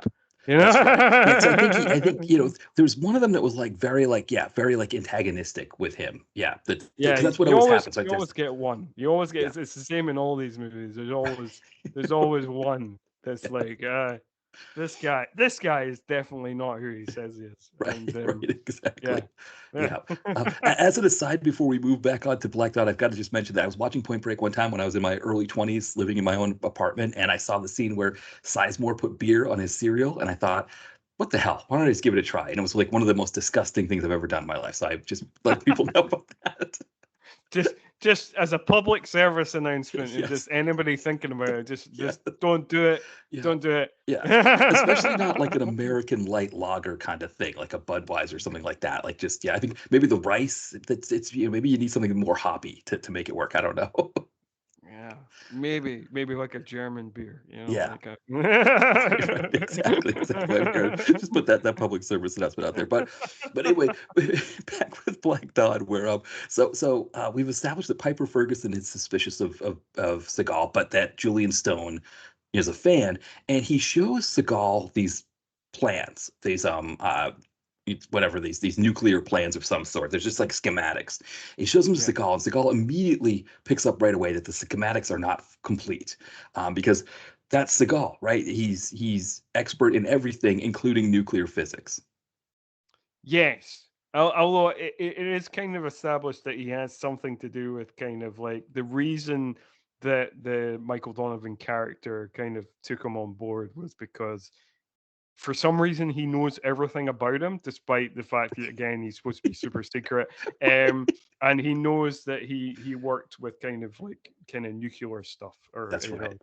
things to do with like nuclear weapons. Because like in the car conversation, he says, do you know what a little fat boy is? That's Which right. That's right. like a kind of military term for like a nuclear weapon or whatever, um so that's why he kind of took him aboard. So we do kind of establish that he has some kind of nuclear knowledge. Uh, Yeah. why we don't quite know, like again, I guess because it's a Seagal movie, we just accept that Seagal kind of knows everything in the Seagal movie. So like, Exactly. so we just go with it. Exactly, exactly. So I think after we get one more fight, one more argument between John Piper Ferguson and Donovan, I believe we get the jewelry heist here in LA, I think, amongst the terrorists. That's right. Yeah, Yeah, the terrorists have now come to America. Obviously bankrolled by their last haul in Amsterdam, and it's suggested that they've done. Amsterdam wasn't the only one, so maybe that's they right. did. Maybe they did do a bunch of Eastern European bank robberies as well, and Yeah, they've just been slowly going west. yeah. Because it is suggested that like they've done a number of heists, and they're almost there in terms of like requiring all the money they need to purchase these like nuclear weapons. Um, yeah, well, I mean, like it feels they feel unnecessarily cruel. These gangs. Yes. I mean, I know they're terrorists and stuff like Yeah. that, but they could have just robbed the place. They didn't have to like murder everybody. They decided just to murder everybody for their own shits and giggles. It seems like the leader of the gang, Nikolai, yeah, he just murders this jewelry store owner. Um, which seems to even take his gang aback. Yeah. Like it seems like the rest of them seem to be kind of like, oh, we understood why we murdered the security guards to kind of threaten the jewelry store owner to open the safe. But like, like even his gang seemed like kind of like, well, that seems unnecessary, you know. Right. Yeah, and I wonder if maybe going back to Seagal's relationship with Vladdy P, if this was also meant to be some sort of like anti Chechen propaganda. Kind of like, like if you think like in the 90s, you'd have like IRA, um, you know, Oh yeah, that's true. That's true. yeah, I do wonder if I wonder if they're also were they always supposed to be Chechnyan? I wonder because like I mean, the interesting thing I found, like one of the interesting things I found about the movie is cutting back to those opening credits, like one of the, like in terms of the score of the movie, they have like those kind of like Middle Eastern kind of pipe sound, like that kind of generic kind of Middle Eastern terrorist music you get in, like, yes, particularly in like TV shows like 24 and Homeland and stuff like that. yes, That's the score of this movie. So and I know that like Chechnya is majority Islam, but like they're not Middle Eastern looking, right, like they're not in the Middle East. They're in fucking right, Russia. right, So like I just and obviously this is like 2005. This is peak war on terror time. yeah, So I like I wonder if the guy or maybe they just didn't know how to score like Chechnyan terrorists. It was just like they gave them the generic Middle Eastern terrorist score that you get for these types of films and TV shows that were very popular at the time. Yeah. Yeah. Well, or also too, remember Seagal demanded rewrites. So I wonder if he was doing this as a favor to his buddy Vladdy P. To like, let's put that in there. And I think at the time too, right? You talk about the peak war on terror thing. Right? That was a big thing that kind of kept the U.S. and Russia as allies. During that post 9/11 period with Bush in power, Bush 43 in power, was that it was kind of like, hey, we'll help you deal with your Chechens if you don't bother us invading Iraq. And that was kind of the deal. Was like you do whatever you're going to do to suppress the Chechen revolt, and just let us do whatever we got to do in Iraq. And that was kind of the mindset there. And so I wonder, that the Chechen thing was, I think at that time they were sort of depicted in America even as being these bloodthirsty terrorists. And so, I wonder if that was Seagal was like, originally it was supposed to maybe just be, sort of your rote Middle Eastern terrorists. And they, kind of like in what was it, Flight of Fury, right? Where we get, maybe that was the plan. And then it was like with these rewrites involved, and maybe that's why also they needed to shoot stuff in Bulgaria. Maybe that was, they had to use new people, but potentially. So you never know. But yeah, so they again, like you said, they kind of sadistically kill some people there. And then speaking of sadistically killing, because we've got John Piper Ferguson back, we get our sequence of the deal going down with Matt Salinger, who played Captain America in the Albert Pyun Captain America. He plays Mishkin, the guy who I don't know what he's doing. He's like selling Russian nuclear technology, I think. That's what his deal is? Yeah. That's what his deal is. He's selling the kind of key to arm the bomb or whatever, right. Yeah, something along those lines. So we get Captain America here, who is with his Russian accent. He gives them terrible Russian accent. Like, it's one of those things where you're like, why? Again, like when you were watching this movie, if he didn't have a Russian accent, even if his name was Mishkin, if he didn't have a Russian accent, would you have been like, boy, I don't know. I feel like this guy should be Russian. Like you'd probably be like, hey, it's Matt Salinger, he played Captain America. He's J.D. Salinger's son. Like, sure, it's kind of because I mean, like, I'm old enough to remember, like I saw, I didn't see it in cinemas or anything, but I certainly saw it on television. Like that 1990s Captain America movie. So I kind of recognized them, and so I knew it. So I saw him in the cast list. I was like, oh, Matt Salinger, I remember him, Captain America. I don't remember him from anything else, but like I remember that. And like you say, like maybe I think I could have accepted, even if he was called Michigan, I could have accepted that he's like a naturalized American, or maybe he was born here, maybe he was born in America, or maybe he's just lived there a long time. Like he's middle aged, or like like could have just been there for a while and picked up an American accent. I could have accepted that, but no. But then again, like I guess like in this movie, that's like kind of boring. Like I guess like the fun things, like these are the things that keep it watchable, is like weird dodgy trance tracks, and like people having dodgy accents, and like these are the kind of and people using Audis as getaway cars. These are the kind of things that like kind of keep you invested. So like I guess I'm glad he had a terrible kind of one of those movie kind of, yes, I'm from Russia, right.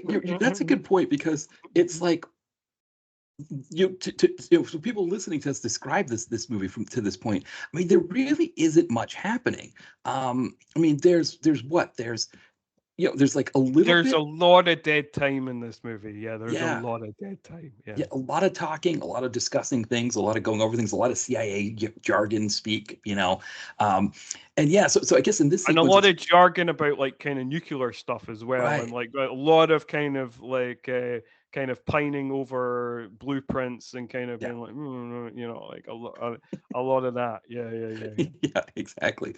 So in this deal here, he gets his money, he gives them the thing, and then Seagal boots it up on the computer because it's Seagal who's doing it. He boots it up on the computer. He's like, "Hey, we don't have the pass key." And it's like he just happens to catch Salinger before he gets out the door, and Salinger says, "Well, I can't remember how he said it. It's a Russian accent, but it was like you don't want me to get killed. It's my getaway car or whatever. Like it's like essentially Yeah, it's his insurance, so he doesn't get killed. He yeah, he will give them the code when he gets out to the car. And so that's what happens. He gets out to his car. Seagal puts his hand into the car, and he gives him some like I don't know, something that looks like it could be a harmonica case or something, but it's supposed to have these keys. But then John Piper Ferguson shoots him in the head, and I should have written the line down. Was it does Seagal say to him like "you're a shithead" or "you're a piece of shit" or something like that? He I says think. something like that to him. Yeah, something like that. It's something. I think it's something like "you're a real piece of shit" or You're a real something piece like of that. shit. That's it. Yeah. And Ferguson's like, what are you talking about? He's like, we don't want any witnesses or something. He's like, but what if the codes aren't right? Which of course it's, Yeah. Chekhov's codes aren't right. Of course, they end up being right. The codes are fine. But it's kind of like, again, like one of those like hang on to things you get, hang your hat on kind of moments when the movie's dull, to just have Seagal just say, you're a real shithead or you're a real piece of shit. It's just, yeah, which was so memorable that I can't remember the line. So I guess, yes. Yeah. So not quite that memorable, but like but fun in the moment. Exactly. So I believe we go back to, I forgot too that at this point, Tamara is kind of casing this whole situation out, and she's got her camera watching everything, and she's just taking pictures just all over the place. It's like listening, it's like the Girls on Film song with it's talking about my Duran Duran background here on Skype. It's like Girls on Film. It's just like da-doom, da-doom, da-doom, da-doom, and it's like, and there's a point where Seagal kind of ambles over to her car, and she's like, don't look in the car or whatever, and I don't know, he just kind of just stops there. But yeah, I guess the deal has essentially gone down. But she takes the information back to her partner, and they start kind of like figuring out, okay, where are they going to get the plutonium for this bomb? And earlier in the film, we saw this guy McCabe, who is going into a nuclear plant with a with like a satchel and a metal coffee cup. And when he goes through the security, Andrew Stevens, who's the producer of the film, is a security guard with a mustache, stops him and says, "Hey, you can't bring your coffee cup through. It's going to set off the metal detector." So we've kind of established who this guy is, and then I think it's not at this point yet that they've discovered that it's McCabe that's the new employee. It's more like they're just looking at like, where would you get plutonium around here? And it's like there's a couple of Yeah. nuclear. I think they might mention the Navy base in Northern California that's used in Star Trek 4 when they have to get plutonium Yeah. to fly back home. Um, I think so, but then they discount that place because like that's very heavily secured, and right, apparently the security is lax in the right, Pasadena nuclear testing facility because right, like they're just too laid back in Pasadena. I don't know much about Pasadena, but right. apparently they're pretty chill even about nuclear testing facilities. Right, exactly. Yeah, I don't know much about Pasadena either. I want to say that the book Mildred Pierce, it takes place in Glendale, but I want to say Huh, that there's also parts of it that are in Pasadena. And this would have been in like the book, I think, was written in like the 1930s, maybe. So that's my extent of. And also, I think the Rose Bowl is in Pasadena. So it's a big. So you've got the Coliseum, which is where the World uh-huh. Cup finale in '94 was held, Right, and yeah, yeah. the Rose Bowl is the other big stadium there. I don't The know Rose if Bowl. that I one. remember the Rose Bowl from the '94 World Cup. Right. I remember the Rose Bowl. I remember watching games taking place there. So that always stuck in my head, that name for some reason. Yeah. But Yeah. yeah, No, I was gonna say, yeah, that's Pasadena. It's a UCLA plays their football games there. Yeah, right. yeah, No, okay. yeah. But you're right. Definitely more laid back. We see that with Andrew Stevens with how he's running the security. So we've got that. And I'm trying to think if anything else really important happens before we get to this big Mexican standoff I deal don't thing that goes think down. so. I don't think so. So I think we should fast forward to that because then that ends up with kind of the most entertaining moment in the film. Right. Um, which is kind of like, yeah, we get this kind of thing where again, John Piper Ferguson's character James Donovan. Yeah, I think it's James. Yeah. Like he and two henchmen come down with Seagal to this like kind of car park, and we get this kind of Mexican standoff situation, which of course Seagal deals with pretty easily.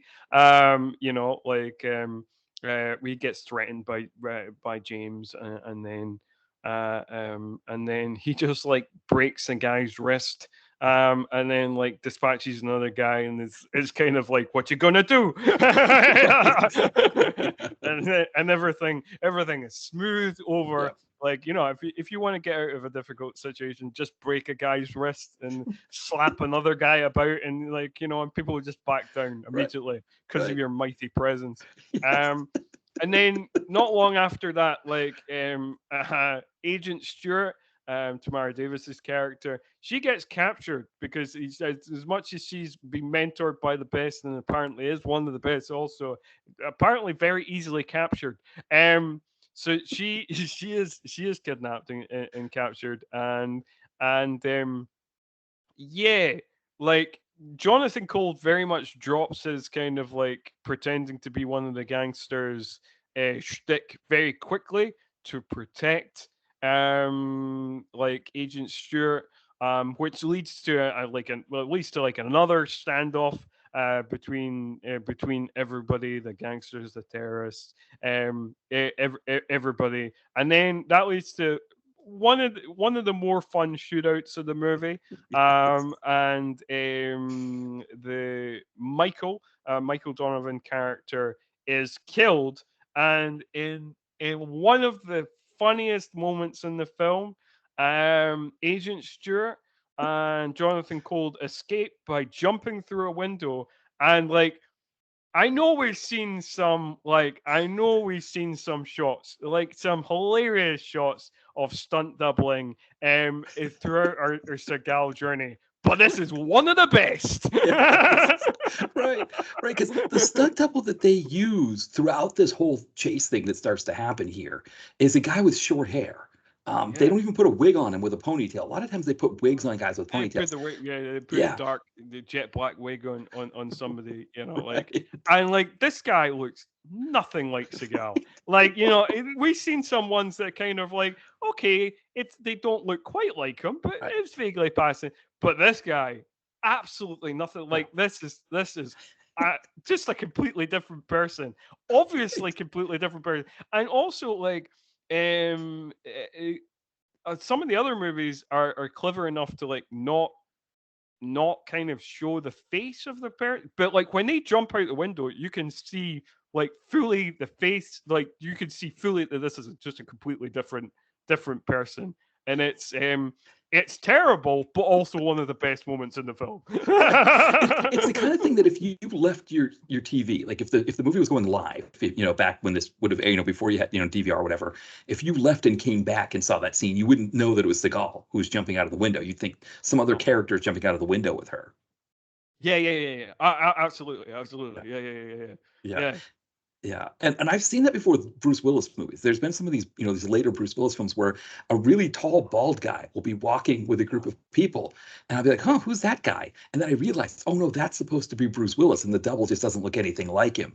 And so, but at least with Bruce Willis, you knew that there was a medical reason for why they were doubling him that much. With Seagal, it just adds to the goofiness that you're just like, okay, So now, one other quick thing I wanted to mention too is that while this is happening, Tamara Davis's partner has been attacked by two rogue CIA agents. One of which is played by Eddie Velez, who I don't know if you remember. He comes in I don't know what season it was, season 5, I think. He comes in of the A-Team.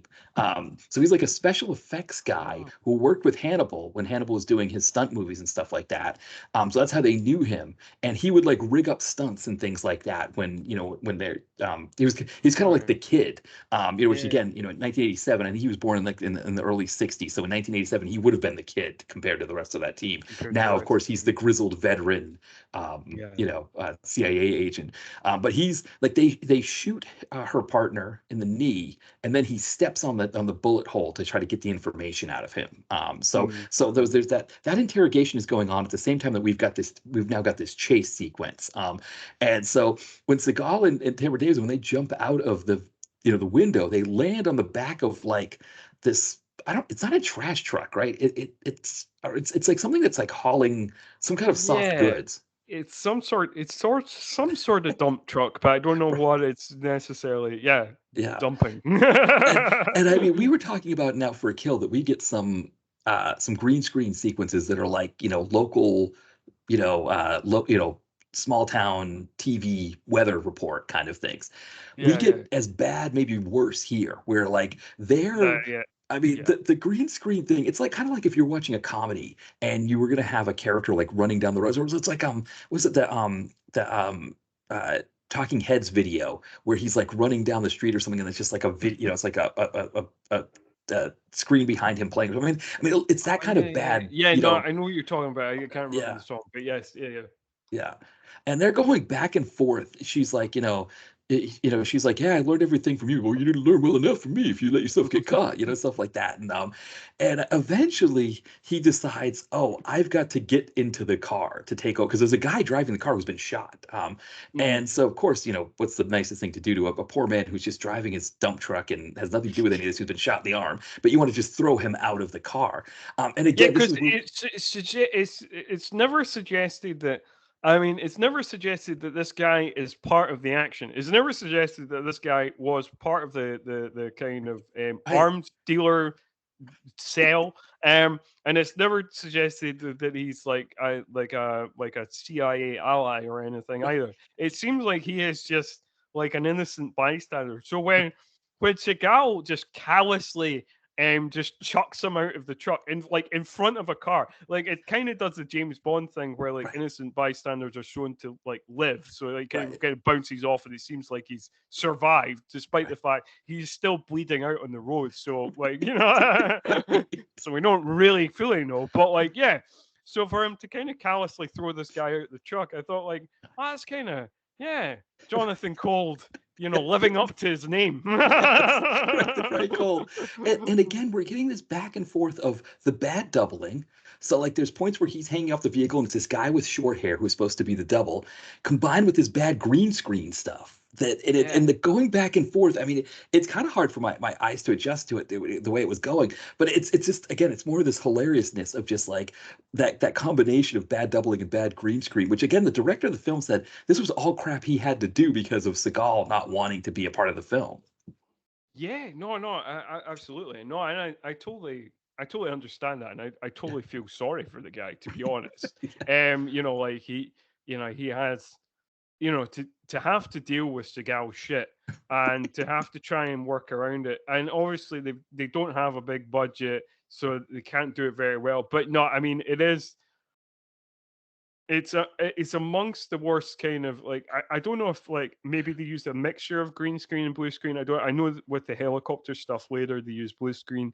I don't know if this one was green screen or blue screen, but that kind of thing. Yeah, it's amongst the worst that you'll see. Like it's not. Yeah, it's really not good. And like you say, and it's one of those weird kind of double-edged swords because it's like because it is terrible, and if you were to watch this, if again, going back to our earlier conversation about like watching mainstream movies or whatever, um if you were to watch this and your only kind of reference point for cinema, it's not like this DTV stuff, but is like just like normal mainstream kind of Hollywood cinema, you probably watch this and be horrified and think this is the worst thing you've ever seen. But because we've seen quite a few of these, and because like this movie is really quite boring. Despite how terrible it is, it's also the best thing to happen in the movie. Right, exactly. And I mean, it is by far the best thing. I mean, this chase scene is probably about as slow of a chase scene. I mean, it's meant to be an exciting chase scene, Oh, but sure, yeah. and we get some good car chases, good some car crashes and things like that in it. So it's not horrible. I mean, there's a point where Seagal tells her to pull the lever, which I guess means to like empty out the back of it, which Yeah. again, that's a really weird thing because it's not like the back just falls off. It like hangs off the back of the car while he's driving for a long period of time. And so, because I thought what was he was going to do is he was going to drop that off the back and it would land on one of the cars that's chasing them, and that would be it for that car. But no, it just sort of drags there, which I don't know what that is. There's multiple times where she just goes shit, and just looks at him, just goes shit, apropos seemingly of nothing. But I guess it's apropos of like how bad he's driving or whatever. But it does just I sort of guess so. happens there. It just Um, sort of happens. But yeah, one of the other kind of funniest things about this sequence is like Jonathan Cold by name, Cold by nature. Like the hilarious finale of this sequence is like the bad guy's car drives into the back of like the thing that they drop off the side of the truck, and you kind of think this is the end of the sequence because like they've got away from they can't chase them anymore, so right. they can just go away. The both people in the car are badly injured, Yeah, and the car no longer works. yeah. So like you know, Agent Stewart and Jonathan Cold are, they are free to go, like, but Jonathan Cold decides not to do that, decides to take his truck, turn around, and drive his truck into their car and push them into a lorry that says flammable on the side of it. And and he rams them into this flammable lorry, which of course explodes. Yeah. Um, so they are very much. I mean, to say this is overkill is an understatement. So they are very much dead. And then the butler on this sequence is like Agent Stewart looks on distraught, thinking Jonathan Cold has killed himself. Right. But then of course Stegal, using his teleportation powers that we all know he has, appears behind her just with his arms crossed, like, "Hey, you're looking at that explosion? I'm over here." Right. And Right. like, and she's like, "Oh my God, Jonathan Gold, you're alive! I thought you were dead." And he's like, "Yeah, of course I'm alive. Right. Right. I'm Which Jonathan Cold." to be fair to Jonathan Cold, like she should have realized that she would have missed him jumping out of the car because the way she gets out of the car, I don't know if I've ever seen this from a stunt person. She Uh-huh. doesn't jump out with her feet and sort of like roll or do anything like that. She kind of falls out and lands on her ass on the asphalt and rolls that way. Um, Yeah. I mean, I don't know unless she has like a lot of padding, if they put a lot of padding in her seat or something like that.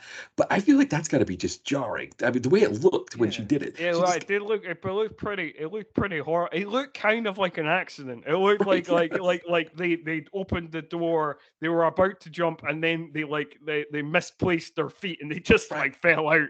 right, yeah, Like yes, it looked sore. It looked yes, sore. It looked like they probably like you say, unless they had a lot of padding, it looked like they could have easily kind of bruised their tailbone or like like right, or worse, like right. so like so I hope that stunt person was okay after that Yeah, because yeah, it looked kind of nasty. Yeah. yeah, yeah, exactly.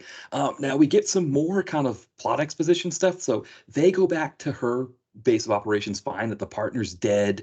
Seagal's like, we got to get out of here because he feels like, oh, this is a bad, we're just sitting ducks here. But she's like, no, I got to find this thing. I got to find whatever it was that she had to find.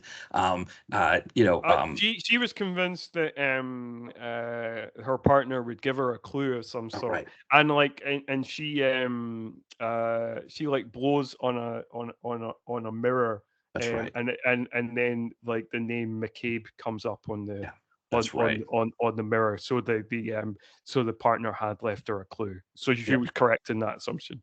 Yeah. Yeah, and this is about the point too where this movie becomes her movie. Which Yeah. again, the director said he had to do that because Seagal left the film early. But essentially they deal with Carhart. They realize Carhart's bad, I think, because there's like a bit of a shootout with him when he shows up. Sorry, Yes, what is he Greer kind is of his name? Greer. Yeah, yeah, Carhart's the Yeah. actor.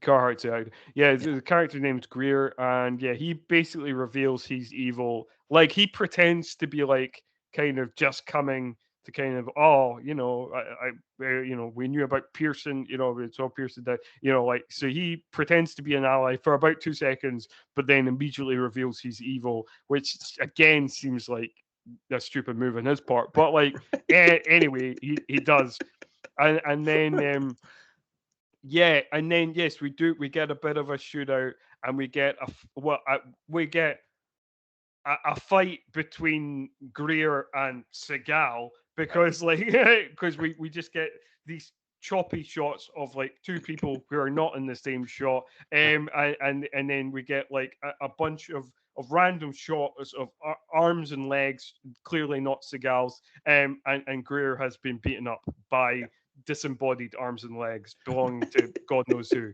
right, exactly, exactly.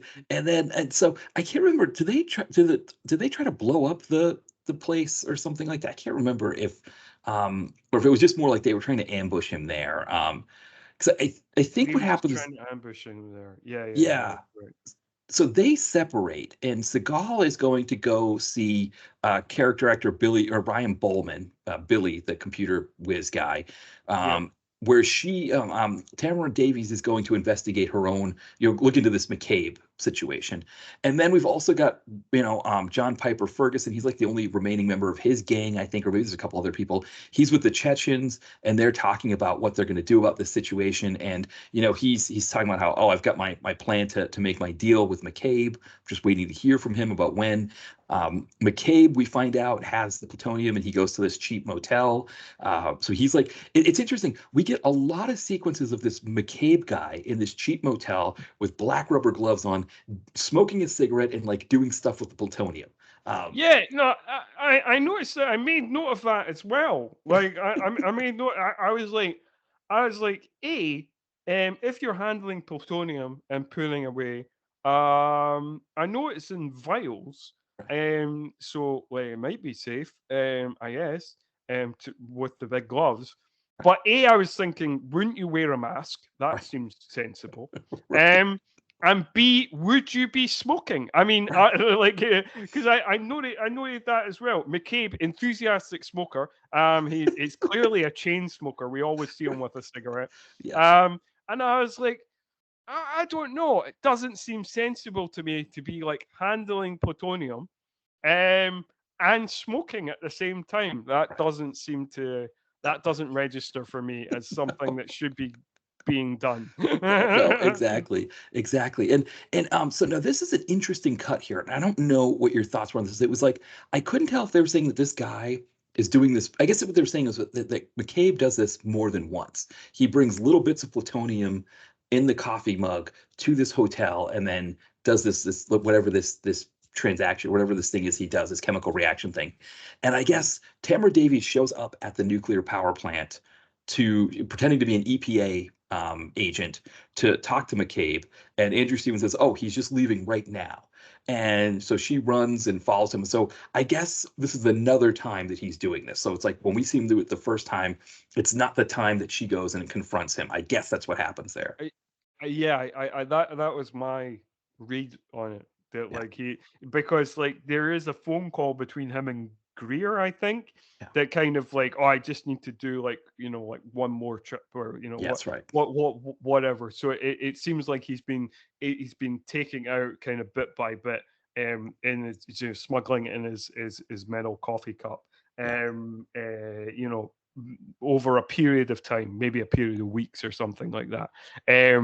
So yeah, so I think it is a different time that he's doing. I think we see him do it one time, and then when like Agent Stewart is on his tail, that's like the next time, next and last time he was doing it.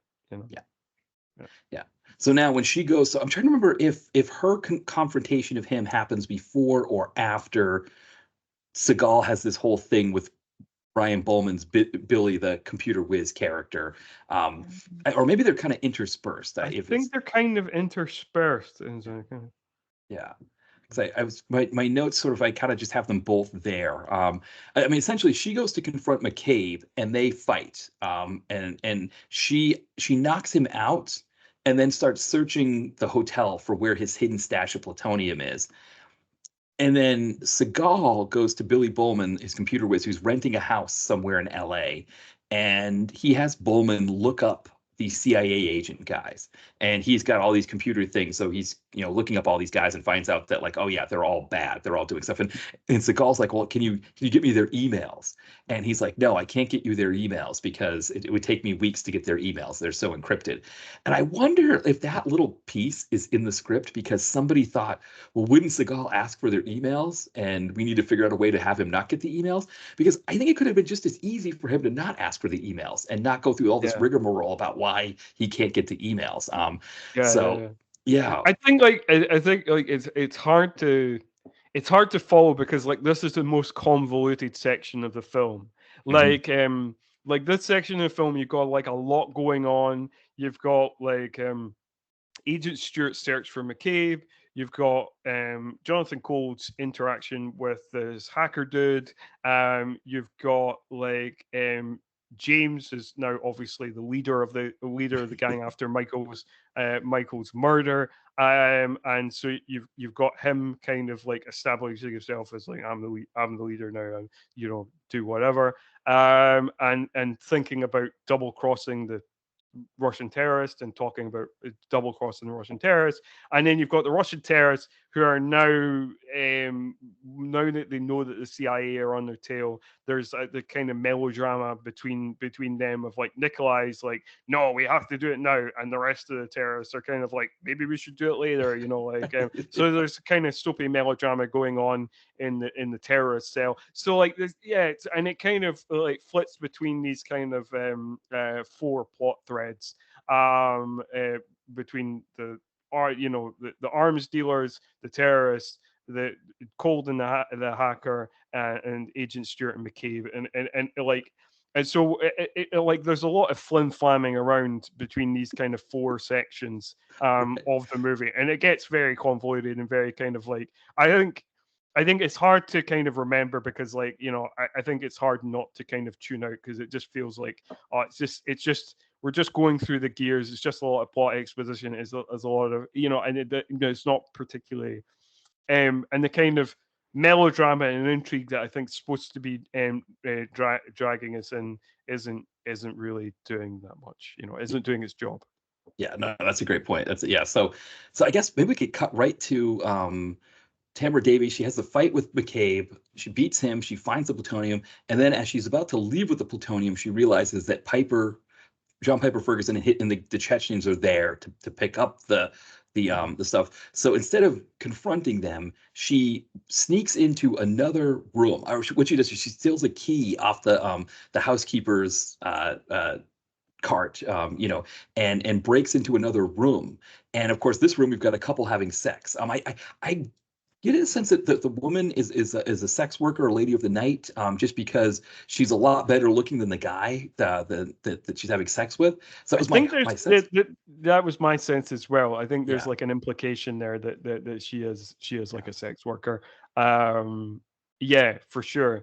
I did think it was funny that she like the one room that she picked to hide in just so happened to have this pair having sex. Um, like like it was as if like my thought was it was as if somebody in the making of the film, somebody on the crew was like, right, okay, so we got this Seagal action movie. We like we've not got Seagal fighting that much, but we need some of them pretending to be fighting. We need some of that slap through. We need a car chase. We need some shootouts. And they're kind of going through the checklist, but the thing that they missed was like a scantily clad lady, and they were like, and then at the last minute they were like, oh shit, oh, we forgot the scantily clad lady. Where are we going to fit it in? Maybe she hides in a room where a guy is having sex with a sex worker.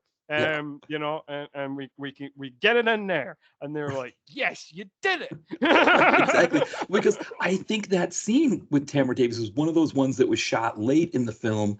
Like, I think that was probably supposed to be Seagal's character, which, I mean, in that sense, right, it might have even been more realistic that Seagal would have insisted on it being that scene, because he would have been checking out the woman. Though the interesting thing, right, is that usually you get someone topless in a scene like that. She actually has her bra on for the sex scene. She's naked from the waist down. That's true. That's true. Yeah. That's true. Right? Like it's an interest because it's unusual because like you say, it's usually you would usually this movie one of the things this movie doesn't have, and it's fine. I don't mind that it doesn't have it. Is usually we get a shoehorned in like scene at a strip club, Yes. or a bordello of some sort.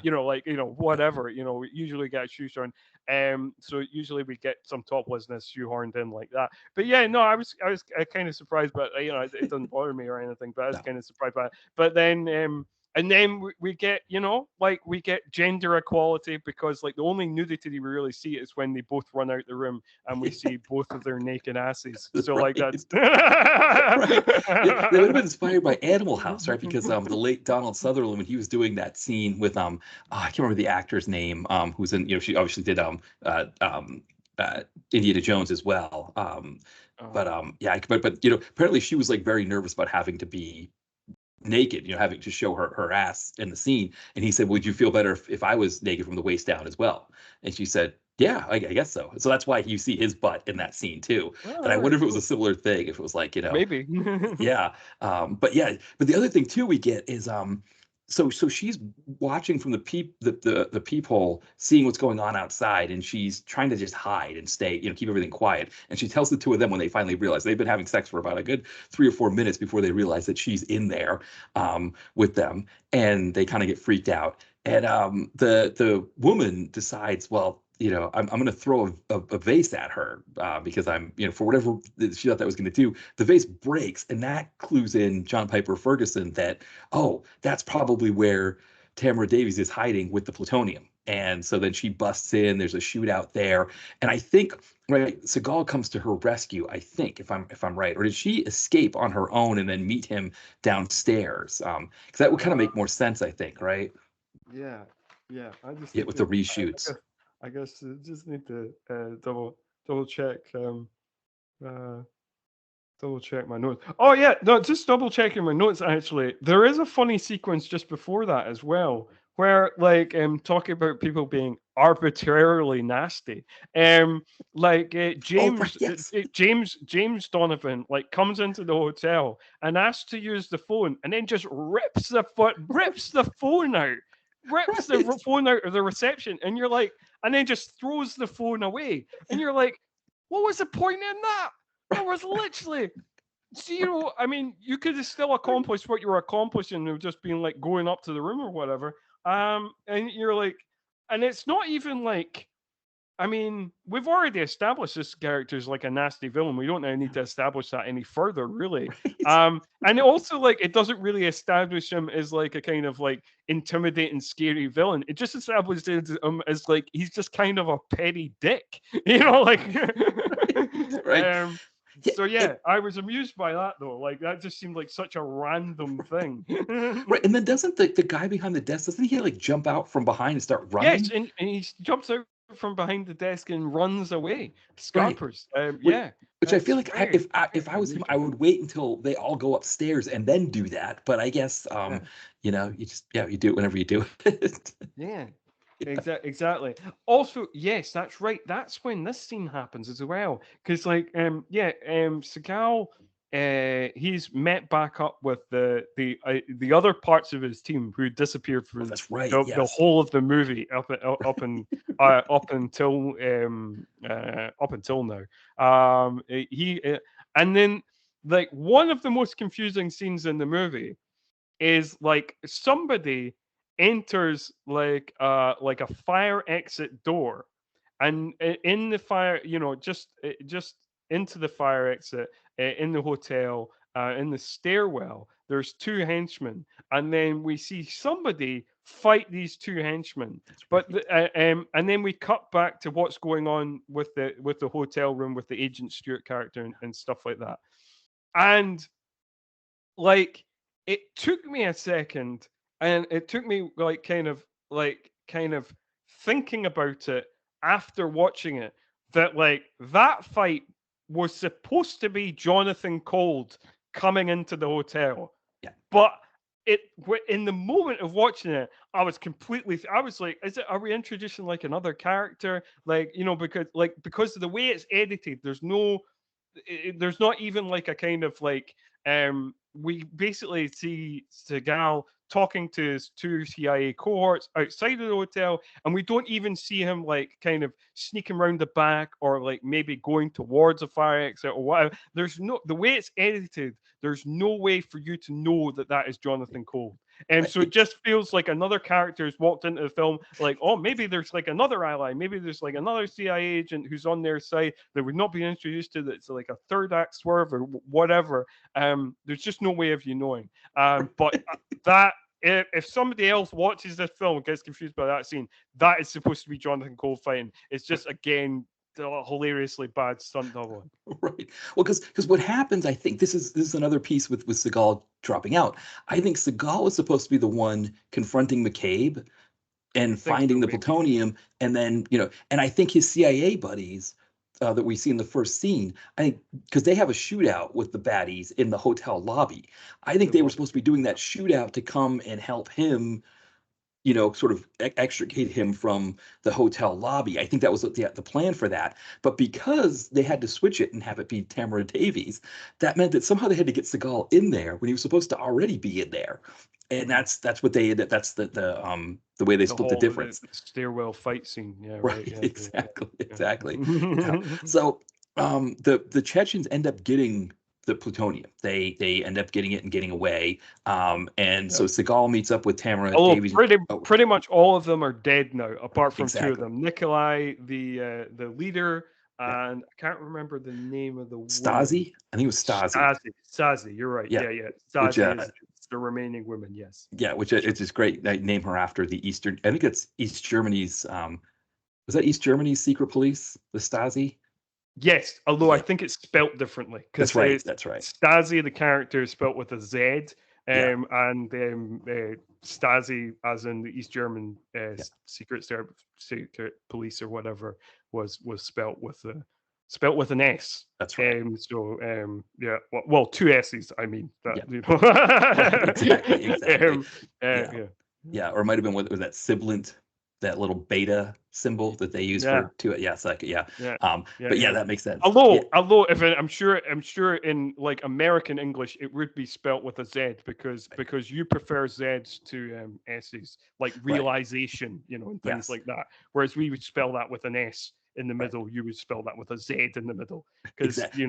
Americans are funny like Well, yeah, but you know that. why we did that? You know why Americans did that? Is that they wanted to be different from United Kingdom. That was we want to be different from Oh, England. Yeah. yeah, right, yeah. Yeah. Okay, It's the yeah, only that's fair, reason fair why. enough. Yeah, it's the only reason why we have Just you want to be Z's different, yeah, be different. It's the only reason why we don't have the U in words like favor or and we color, color. yeah, Right. It's the only reason yeah. why we have the R on the other side of the E for words like center. It's just Oh, because we want to be different from England. That's the reason too is why. that why is that why you do your dates like nobody else does them as Yes. well? Right. I think it's because yeah, if that's how England did it, yeah, essentially Okay, after the revolution, but also after the sure. War of 1812, it was essentially how does England do it a certain way, or we're going to do it differently. I found out that our Okay, judges wear black robes because we didn't want to look like the ones in England that wore the red. I think it's red, right? red. Yeah, it's Yeah. the red one. Well, certainly in England because like but if this is getting quite technical, but like you're talking about kind of unions and dissolutions of unions and stuff like Right. that. But anyway, when it is in England, Yeah. because when the Great Britain became Great Britain, when that union was made, it was allowed that Scotland would keep its own education system, and it would keep its own legal system. So our legal system is entirely separate from the English and Welsh legal system, and so things work differently for us. Oh yeah, well, and I think that also, well, that's also makes sense too, because from America's history, from United States history, I mean, part of it was you had sort of the landed gentry who were kind of outside the English class system, and so they wanted to kind of create their own American class system. Those were people like Thomas Jefferson or whatever, who were rich, owned slaves. So you had that cohort, but you also had a lot of indentured servants from either lower classes in England or places like Scotland who had no love for England. And so like for example, like there are a lot of Scottish names, Welsh as well, but there's sort of like a no love for England for a lot of places in America. And so it was kind of one of those things that, like, yeah, as they would gain power, kind of over the 19th century, it was just sort of like, yeah, we have no love for England, so we're going to make everything as different as we possibly can from England. So yeah, that's yeah. Yeah, Yeah. yeah, right. But Okay. that's why we have the Z or the Z. Leads to all the British English, Yeah, American English exactly. differentiations. Okay, Yeah, fair yeah, enough, fair enough. and just as a quick aside, it's very stressful for me because I have a lot of colleagues who are from England, also from South Africa, who are from the United Kingdom actually, in South Africa. So they, obviously write, English not like an American style. So they'll send me something with the word center spelled R-E, and when I Mm. reply, it's like this sort of thing, like, do I put it the way I would spell it, but I seem like I'm correcting them, or do I spell it the way they spell it and maybe seem like I'm mocking them? And so it's just a very difficult. So sometimes I just leave the Yeah, word no, out and completely. sometimes that can be very difficult. It's Yeah. it's very difficult as well because like uh again, this will be the last tangent on this. Like language corner, but like so like in New Zealand, it's very much a mixture of things. Like for example, like certain words, like color, which you spell without the U, um in New Zealand, they keep they keep the U, so they spell it the British way, and they spell like things like realization with an S, like the British way. So most of the words are British English, but sometimes they'll use American English because they refer to trousers as pants, like Americans do. So there is like so you get this like weird mixture of like British English and American English in New Zealand, which can often be hard to traverse because you don't quite know when they use British English and when they use American English, and you just Yes. kind of have to guess. And then they're like in like the whole thing of like because they use like American terms, like because they call it pants, they call it Yeah. soccer, they all these kind of things, and you're like, oh, okay, so it was interesting to get to grips with when they use American English and when they use British English. And they do it kind of at random, so it can kind of take you by surprise. Exactly. Well, yeah, because that's what kind of Canada's similar to that. I think Canada is more the words are American English, but all the spellings are UK. Mm, So that's like it's another similar one like that. That like yeah they use same terms like you wouldn't say pavement or you wouldn't say like windscreen, you'd say windshield, I think, in Canada, or right. you wouldn't say pavement, you'd say sidewalk in Canada. So but the spellings are all the same. So yeah, it's England with the whole imperialist thing, sort of like all of these the way that they spread their language across the world. Yeah, it's sort of evolved in a lot of different ways. It has, Yeah, and it can be confusing yeah, at times. But I guess we're nearly at the end of Black Dawn, so we we are. should maybe wrap up Black Dawn. Well, yeah. So the focus of our tangent here, Stasi, she goes to this building in downtown LA, and she's not really dressed seductively, but she knows how to turn on the charm for the security guard behind the counter. And it should be pointed out that in the mid 2000s, it is still one of the most dangerous jobs in the world is security guard in an action movie because this guy lets her in when he shouldn't have.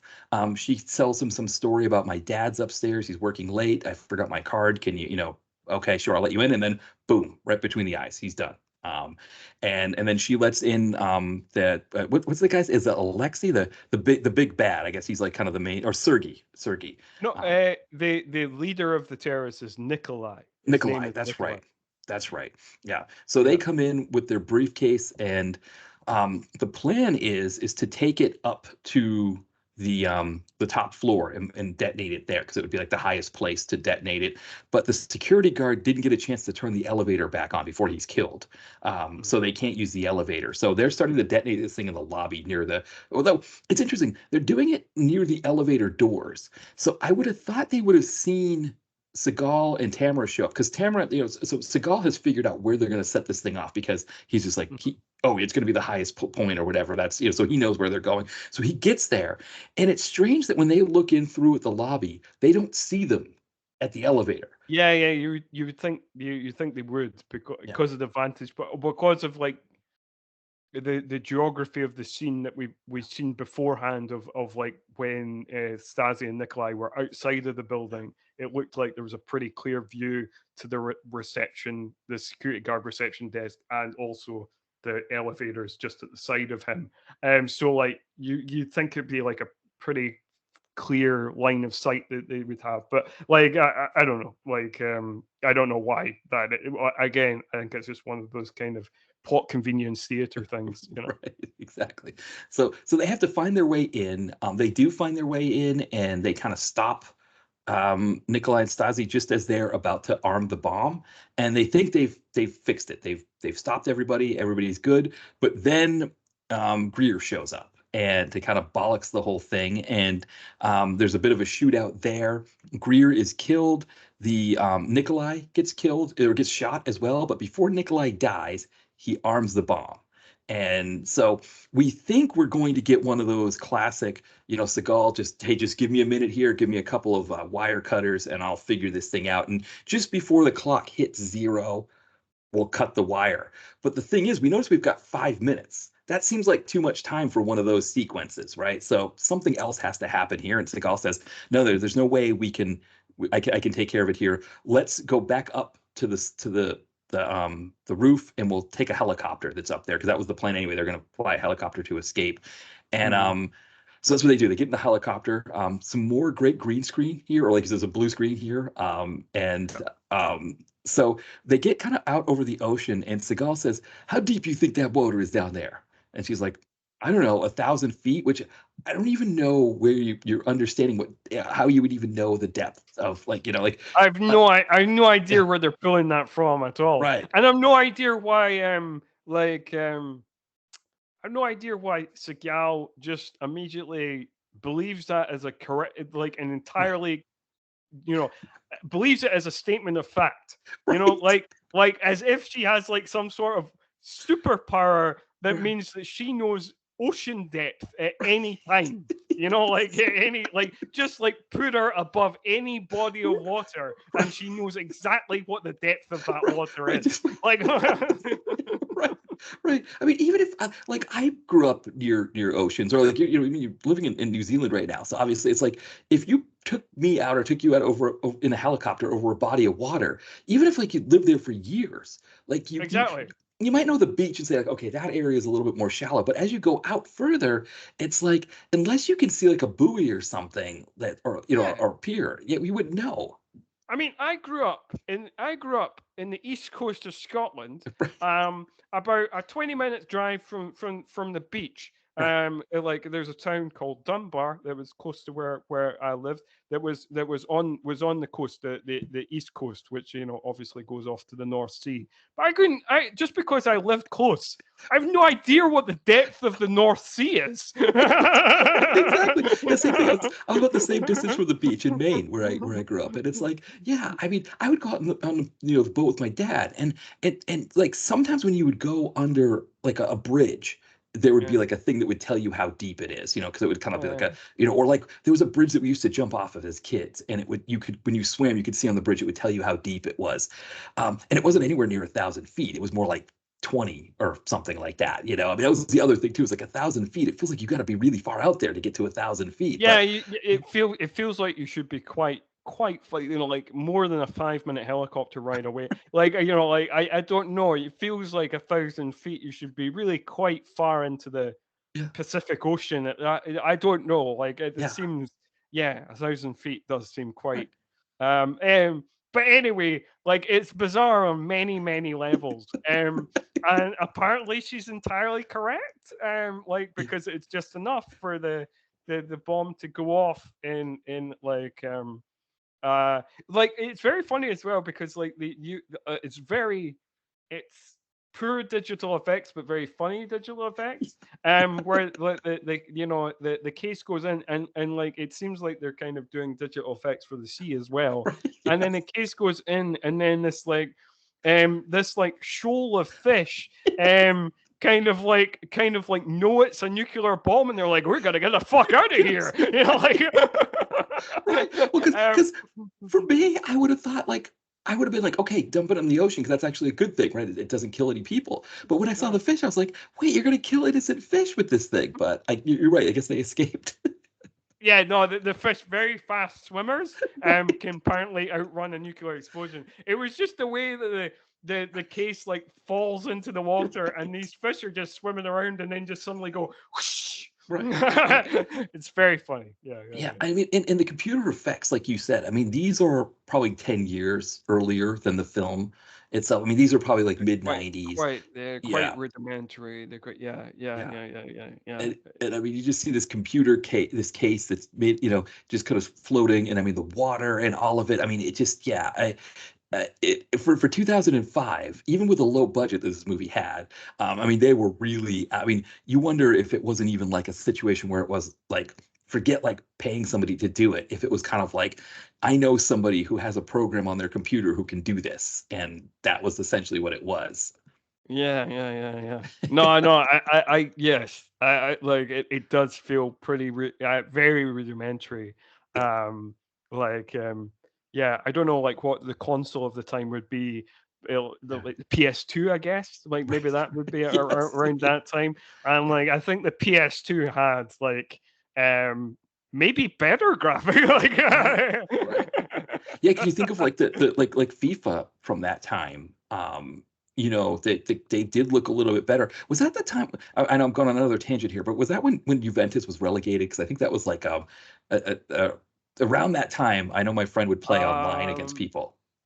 it's around. I think that whole scandal that yeah, I think that whole scandal was around that time. Um, I think it was maybe like soon after. Um, I think it was maybe like 2006. Right.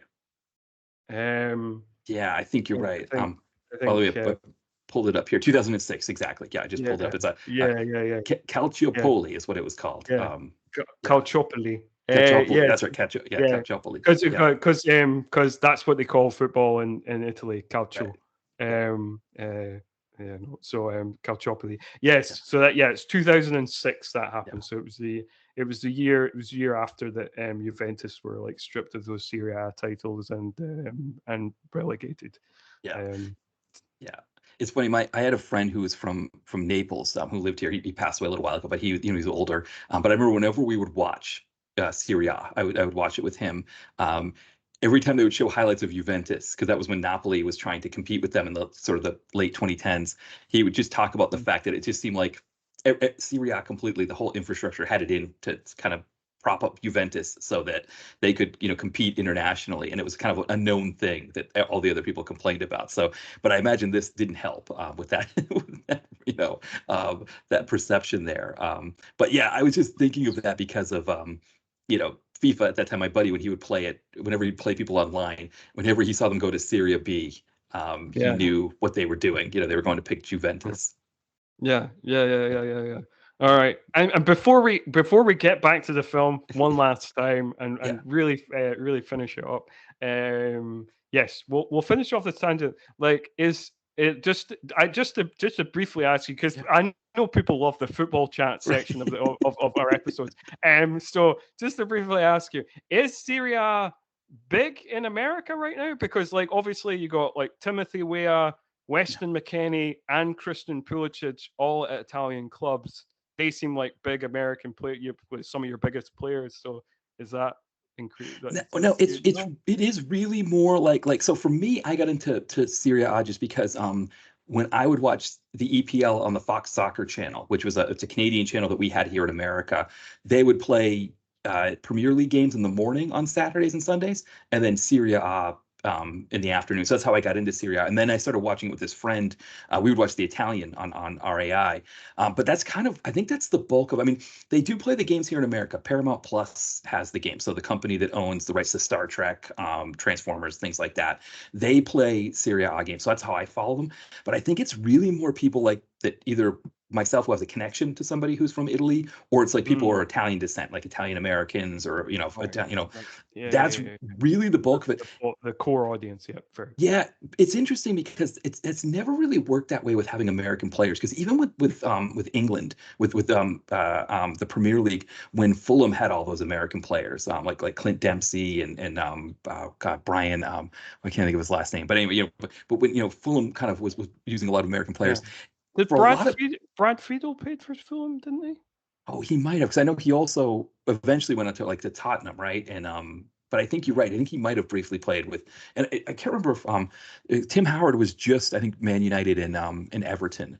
But yeah, Friedel might have played briefly for Fulham before he moved on to Tottenham. Oh no, he was Villa, wasn't he? Was he Villa? Yeah. You're right. You're right. Yeah. I knew he played for a few clubs, but I couldn't. I think they did have an American goalie though. It might have been Marcus Hahnemann. Yeah, no, it was he played for he played for Liverpool, Blackburn, Aston Villa, and Tottenham. Blackburn. That's right. Yeah. That's right. That's right. I remember. I actually, yes, I remember now, particularly as Blackburn and Villa runs. Yeah, that's right. Yeah, I but get yeah. confused. But yeah, for American fans, it was like everybody had their number one team. So like for me, it was Arsenal. A lot of people, friends I knew, like Man United. Of course, I had my friends who did a semester abroad in Sunderland, so they were Sunderland fans. And it was always like Fulham was their second favorite team. But I think even with Italy, they don't even have enough of that. That like, yeah, people would be like, oh, I'm going to watch Juventus because of Weston McKennie. It's more like, especially like in Jersey, I think like affluent Italian Americans, they would kind of root for somebody like a Juventus or something like that. Sometimes it's more like what city was my family from. So like if they're from Sicily, maybe Catania, or would be Palermo, I guess would be the other Sicilian one, I think. So yeah, but yeah, like for example, Naples. That's I used to root for Palermo just because I like the jerseys and stuff like that. But and I liked Inter for their players. But yeah, I'm now a Naples fan because of that friend who's a Napoli fan. But yeah, Serie A hasn't really taken off here. Neither is La Liga. Again, I used to watch La Liga. It used to be on TVs, like TV here in America. Like especially even in the '90s, it would be on like Mondays. You'd see like remember that Rivaldo Barcelona team, or the Raul Real Madrid team. Yeah. You'd see those. The Galacticos of the early 2000s. Yeah, exactly. Yeah, but no, it seems like it's the Premier League is the one that took off. That's the one, like when I walk in the city, I see on Saturday mornings, I see people with different Premier League jerseys, but I don't really see the other ones. I don't see, again, like down here in South Philadelphia where I live, it's a very Italian American area. So you do see them down here some. And you can even buy, some shops will sell kind of like knockoff. They don't really have like but you see like a hat that's black and white striped that says Juventus, or blue and black stripe that's Inter. But yeah, that kind of, that's kind of the extent of it. Like I think if Italy, when they won the English Cup, or the UEFA Cup, that was big down here, just because there were enough Italian Americans and Italians that were following it for that. They'll still root for America overall, but yeah, it is the American players playing abroad. It just doesn't really resonate enough here in America to kind of grow the sport like that. Yeah, right. Yeah. No, I know it is. That's fine. Cool. Yeah. Well, Yeah. now we've settled that. What the American demographic are into football wise. Right. We've ticked that box. We like to like Seagal, like the Seagal formula, right? To keep consistent and then just deliver all the things that we have delivered in the previous 8 outings of doing this. Exactly. I guess the only thing we've not done, the only box we've not ticked, is we've not had like a random conversation about kind of art house cinema, about like we've not like referenced like a Fellini or a Bergman or an Antonioni, or like a Godard, or something like that. We usually fit that in, but we've mentioned it now, so we technically tick that box anyway. So now we can wrap up the film. And because I mean, Yes. like the film doesn't really have much left because Yeah. we've saved the day. The explosion is gone off in a cloud of pure CGI, and then we just get like one final Butner scene, which is actually one of the funniest scenes in the movie. Exactly. Yeah. Because like we get like this. I mean, has there ever been more awkward flirty banter filmed ever? Um, because like it's not that Tamara Davis and Steven Seagal have zero sexual chemistry. They have like minus zero sexual chemistry. It is. I mean, it's hard to describe in words. Like you really have to see it.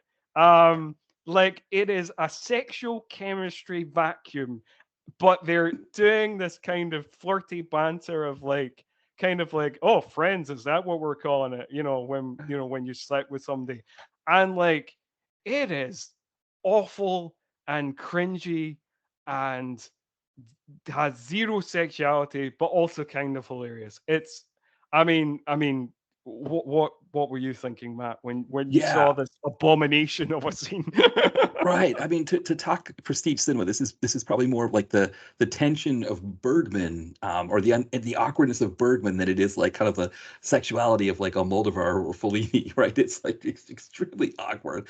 Um, I mean, so it starts off with Seagal's like toasting to her. They're at this like fancy dinner. They're getting their white wine poured. She's in a dress, he's in whatever, a suit or whatever, and he goes, you're a great agent and you're a great friend, and she's like, friend? Just friend? And he's like, well, yeah, you're great friends. He's like, that's what you call two people that have slept together? Or just, he's like, well, I mean, yes, we did that, a few times. She's like, it was more than a few times. And it's kind of more about this, like, everybody else has to tell Seagal how great he is, including poor Tamara Davies, talking about them having sex. And I think that's the thing for her, is that like she's trying to pull this off, but like her face is just betraying her the entire time. And Yes, yeah, that's true. yeah. Yeah. Yes, that's true because she has to pretend and act as if she had had the wildest night of passions of her life, as if he's this incredible stud, but her face is telling a completely different story of like Jesus Christ, just get this guy out of my life. Let this shoot be over. It's miserable for me. It's miserable for the director. Like it's miserable for everybody. Fuck this life. That's what her face is saying. Which is fair enough. Then knowing what we know about Seagal, it's fair enough that her face says that. But it is very funny. It's very funny and peculiar to watch. Yes.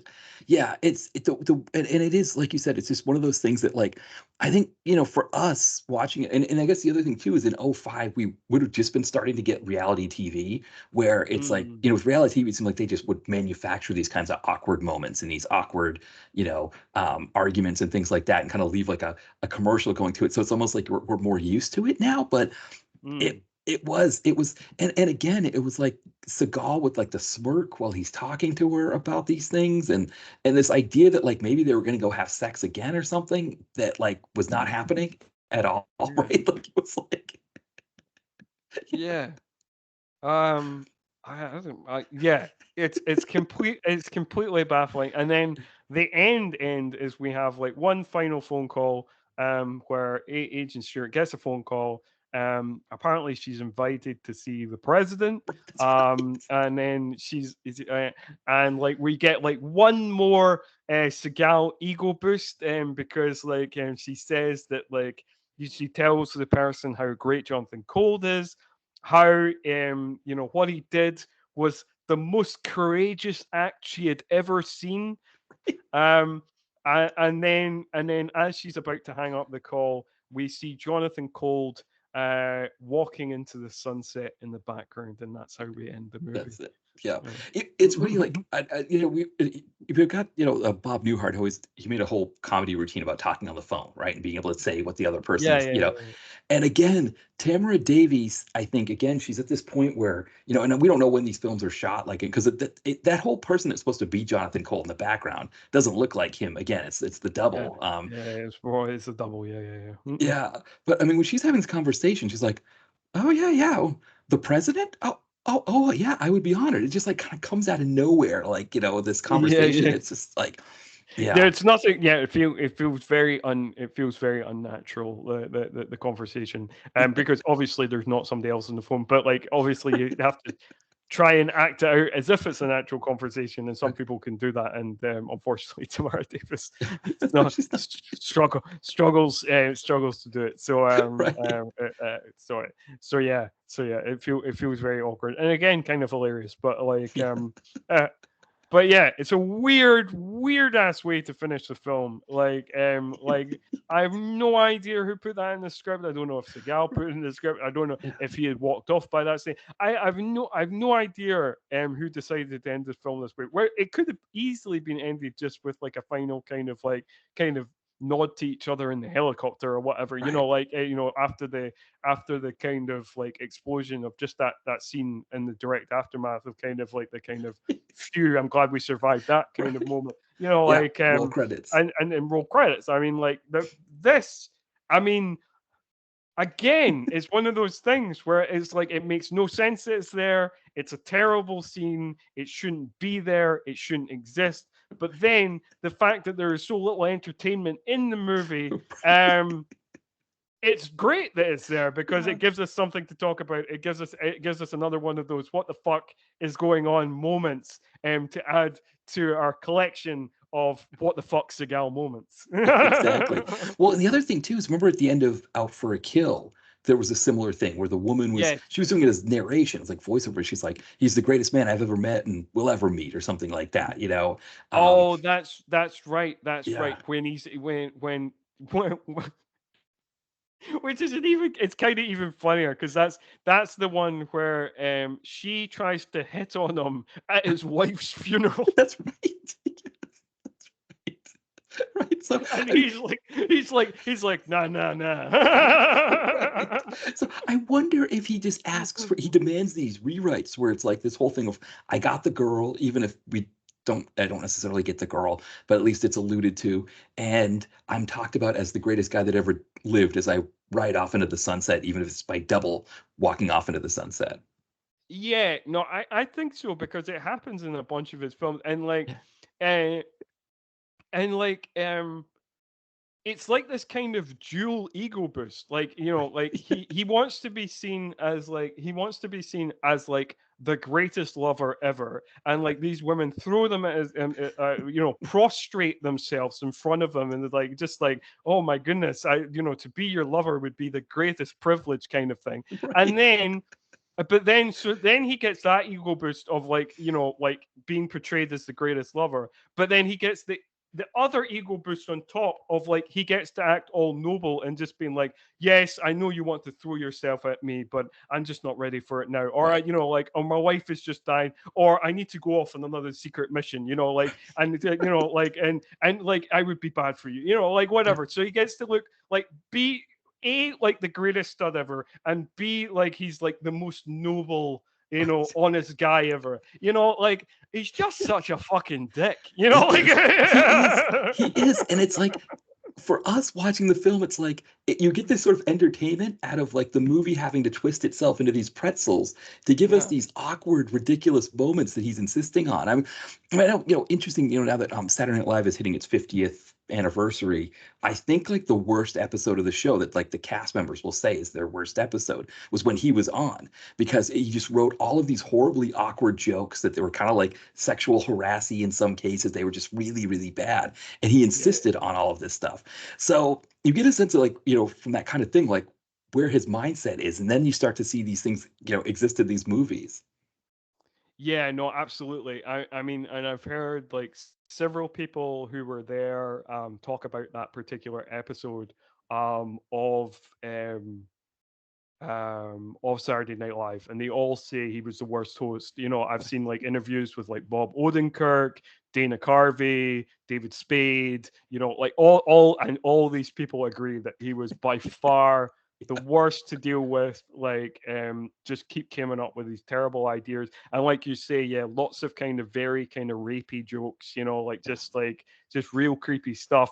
And just stuff that just was flat out unfunny, Yeah. and like but also was just kind of like a real dick to people, and kind of really just a kind of really egotistical bullying attitude towards both the cast and the crew, the production crew, like is which it seems to be very much Seagal's MO. So yeah yeah And it's a fascinating thing because I mean, Seagal really had four movies that were big and that were like really good in the late '80s, early '90s. Well, And his I guess his first five, because five, yeah, like good Under Siege, yeah, because you got Under Siege as well. So you yeah, got like so he has like this golden run of his first five movies are all big hits, and they seem to be all be kind of slightly bigger hits than the last, culminating in Under Siege, his biggest hit of his career, and then he's been coasting on those five movies ever since. yeah, yeah. It's absolutely amazing, and to the point that like a movie like this, where Andrew Stevens' production company is like, oh hey, we got Seagal, this is a big name, that Sony would say, hey, this is enough for us to pick it up and distribute it. And I guess probably companies like Blockbuster and other big chains of video stores out there at that time were like, yeah, we'll buy 5 or 10 copies of it for each of our stores, and they could sell all those copies and then sell the rights to like cable channels like the USA Network here in America, and probably Sky, or networks in England as well. Hmm. That all of it was kind of based off that, and then we watch this, and it's like this. There's really the only redeeming things about this movie are the goofy parts, right? Like this is just, and the only reason why this movie is as bad as it is because of Seagal, despite the fact that they were like, any money that we're going to make off of this is based off of Seagal, which is kind of a fascinating irony with these films. Yeah, no, I absolutely, absolutely. It's this dual-edged sword of like they got a they got a bigger budget because of Seagal, but they also like ran out of money because of Seagal. Right. So they both made their movie better and worse at the same time. It's Right. yeah, and like that's the deal with the devil you make, and like and I guess like the thing was maybe the production companies thought that was still worth the bet, at this stage, but like I think it was proven kind of pretty consistently that that bet was worse and worse, particularly Yeah. once you get out of the 2000s and into the 2010s, and Yeah. like particularly because like at that point, who is even at this point, Seagal is a bit of a joke. Seagal's kind of always been a bit of a joke. He's always Yeah. been kind of like mocked and kind of stuff like that. But particularly once you get into the 2010s, post post Lawman, post his energy drink, lightning bolt and all that kind of stuff. Like by that stage he is beyond a joke. So why I don't know why once you get into the 2010s why they're even still like he's still even like a draw for these production companies, particularly because he's like so much of a joke by that stage, even more so than he was in the 90s or 2000s. Yeah, no, it's a very fascinating thing because one of the things I would say, like just thinking about my podcast and blog, is that after Dolph Lundgren, nobody really moves the needle like Seagal, and in some cases Seagal moves it even more. Like it seems like people, they want Seagal content, but it does seem too like for example these episodes that you and I do, they do well on the podcast. I think it's not just that people want Seagal content, but they want like the joke Seagal content. Like it's almost like this idea of Yeah. like, I've got this guy I remember from my childhood in action movies. We'd do sleepovers and things like that and watch Seagal movies and how awesome they all were. We're going to take you to the blank, to the bank, Doctor, yeah, Trent, to the blood bank. Where I just completely butchered that line, but you know what I mean, like those fist pump lines. Yeah, yeah, But yeah. now it's like there's sort of this whole thing. People joke about his weight, his the way he talks, his music, all that kind of stuff, and it is it's and I don't know when you get to these later movies, like his last one he did, Beyond the Law. I don't know if that's a sense of. I think there was a sense that was like, oh, we're teaming Seagal back up with DMX. We're going to see if we Mm. can retain that magic there. And of course, like, I mean, it's not anything close to Exit Wounds. But you're right. Like I know, Sean Malloy from I Must Break This podcast. I always kind of bring him up as well because he interviewed Benjamin Sachs, who's a line Brilliant. producer, and Yeah. he said that Seagal would just come to him constantly to try to get, like, pull like $1 million or $2 million from these movies. And I guess it was, something where international funders of these movies and distributors, I guess they just felt like he was worth the money. That he still moved the needle enough. But you're Yeah. right. Like in 2005, it's like we're looking at it now and saying, like, you know, if in 2005 we're not seeing it, how did it go for another 15 years after this? It seems crazy to me because, and like his whole audience kind of rests on us. Like it's like and a lot of people, because like I don't think any kind of I'm not sure that like Seagal is drawing in any kind of younger fans. I Right. think it's all like I think his whole like brand is kind of like the kind of the driver of that Yeah. is like us. It's all Yeah. like kind of late Gen X, early millennial. Yeah. Started out as like well, maybe some people continue to be genuine fans and don't Yeah. realize he's a monster or whatever. But like I think a lot of it is people like us who are in that kind of late Gen X, early millennial kind of category, started out as genuine fans as a kid, realized, kind of started to realize that his persona is a bit funny or whatever, then became more of a joke, then realized he was a monster, and then became even more of a joke, and yeah, and that's where the curiosity factor comes in. But like, I don't like. I think it's just that thin wedge of an audience, and that only takes you so far. Um, you know. uh, Well, yeah. because I mean, that's a question, right? It's like, if you pay him $1 million to make the movie, how much more does it need to make? Now, I do know that Randall Emmett, who, if the, Emmett Yeah, Furlow yeah, Oasis, he worked with Seagal first before he moved on to people like De Niro and Bruce Willis and whatever, who had bigger names. But at the time he started working with Seagal, which would have been around the time of this movie, there was an international audience for him. That they could release movies like this internationally and make some money on it, mhm, and then yeah, make the rest of it on those DVD sales. So I think that might have carried him into the 2010s, I guess, is that international audience was still mhm. there to see these movies in the theater. And then I guess once that dries up, that's when it maybe starts to come down for him as the 2010s go on. Yeah, I guess so. I guess so. Because I think it's a similar situation with Dolph, right? He was like he was like there was a good amount of international sales, particularly in Eastern Europe and Yeah. parts of Asia, that seemed to kind of drive their kind of brand, I guess. Yeah, Uh, yeah, and even like Germany, I think Germany's always had a so just full disclosure. So our podcast does, for the TV and film category, film reviews. New Zealand, we do really well in New Zealand. I should, okay. we rank really high there, but Germany's one that we kind of in and out. We kind of rank there, and I think Okay. they have like a dedicated action fan base. Yeah, That I yeah. No, think, I yeah, think that like yeah, I think because we've often talked about how like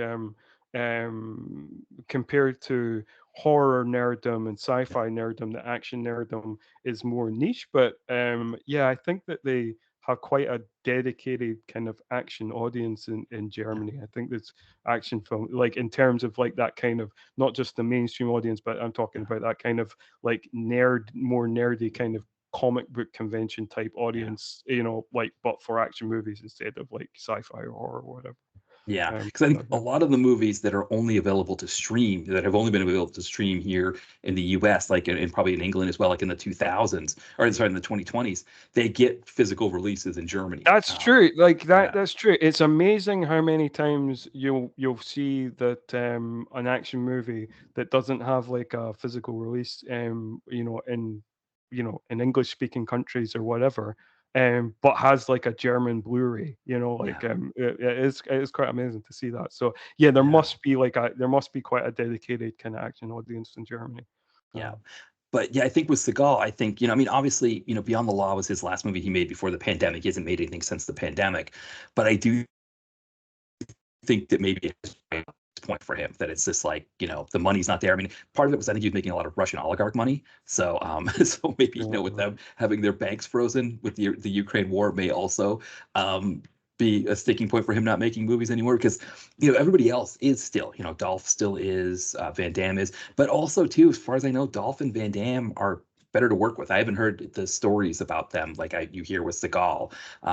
So that's probably another Yeah. piece of it, is like people are tired of working with Seagal, probably, if they, and then also the money's not there to make his movies. No, I'm the same. I've not heard any kind of particular bad set stories from Dolph, and like most of the bad set stories I've heard from Van Damme is during his kind of like his 90s coke phase, and like kind of post addiction. It seems like Yeah. he's like okay to work with. I don't know. Like I've not heard any definitely. really. I've not heard outside of that kind of phase where he was obviously quite heavily addicted to cocaine. I've not heard like bad stories kind of post that phase of his life.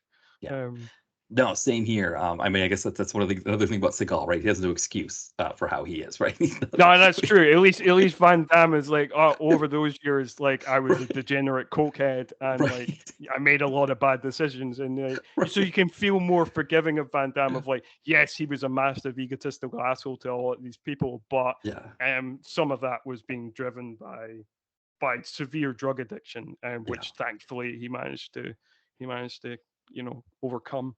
Yeah. Yeah. Yeah. Um, I mean, I guess Seagal, maybe the McDonald's addiction. I don't know. Ben and Jerry's addiction, right? That Ben and Jerry's addiction is Yes. just as severe Right. as any cocaine Yeah. addiction. Makes him Yeah, into a complete asshole. yeah, Yeah, yeah, exactly. yeah, yeah, Well, yeah. If you eat enough Cherry Garcia, you become a complete asshole too. right, exactly. You start demanding all kinds of crazy things in your movies, yeah, and stuff like that. You can see him like eating the cherry Garcia. I want this to be Jonathan Cole. You need to make it, and like it's like, okay, all right, yeah, fine.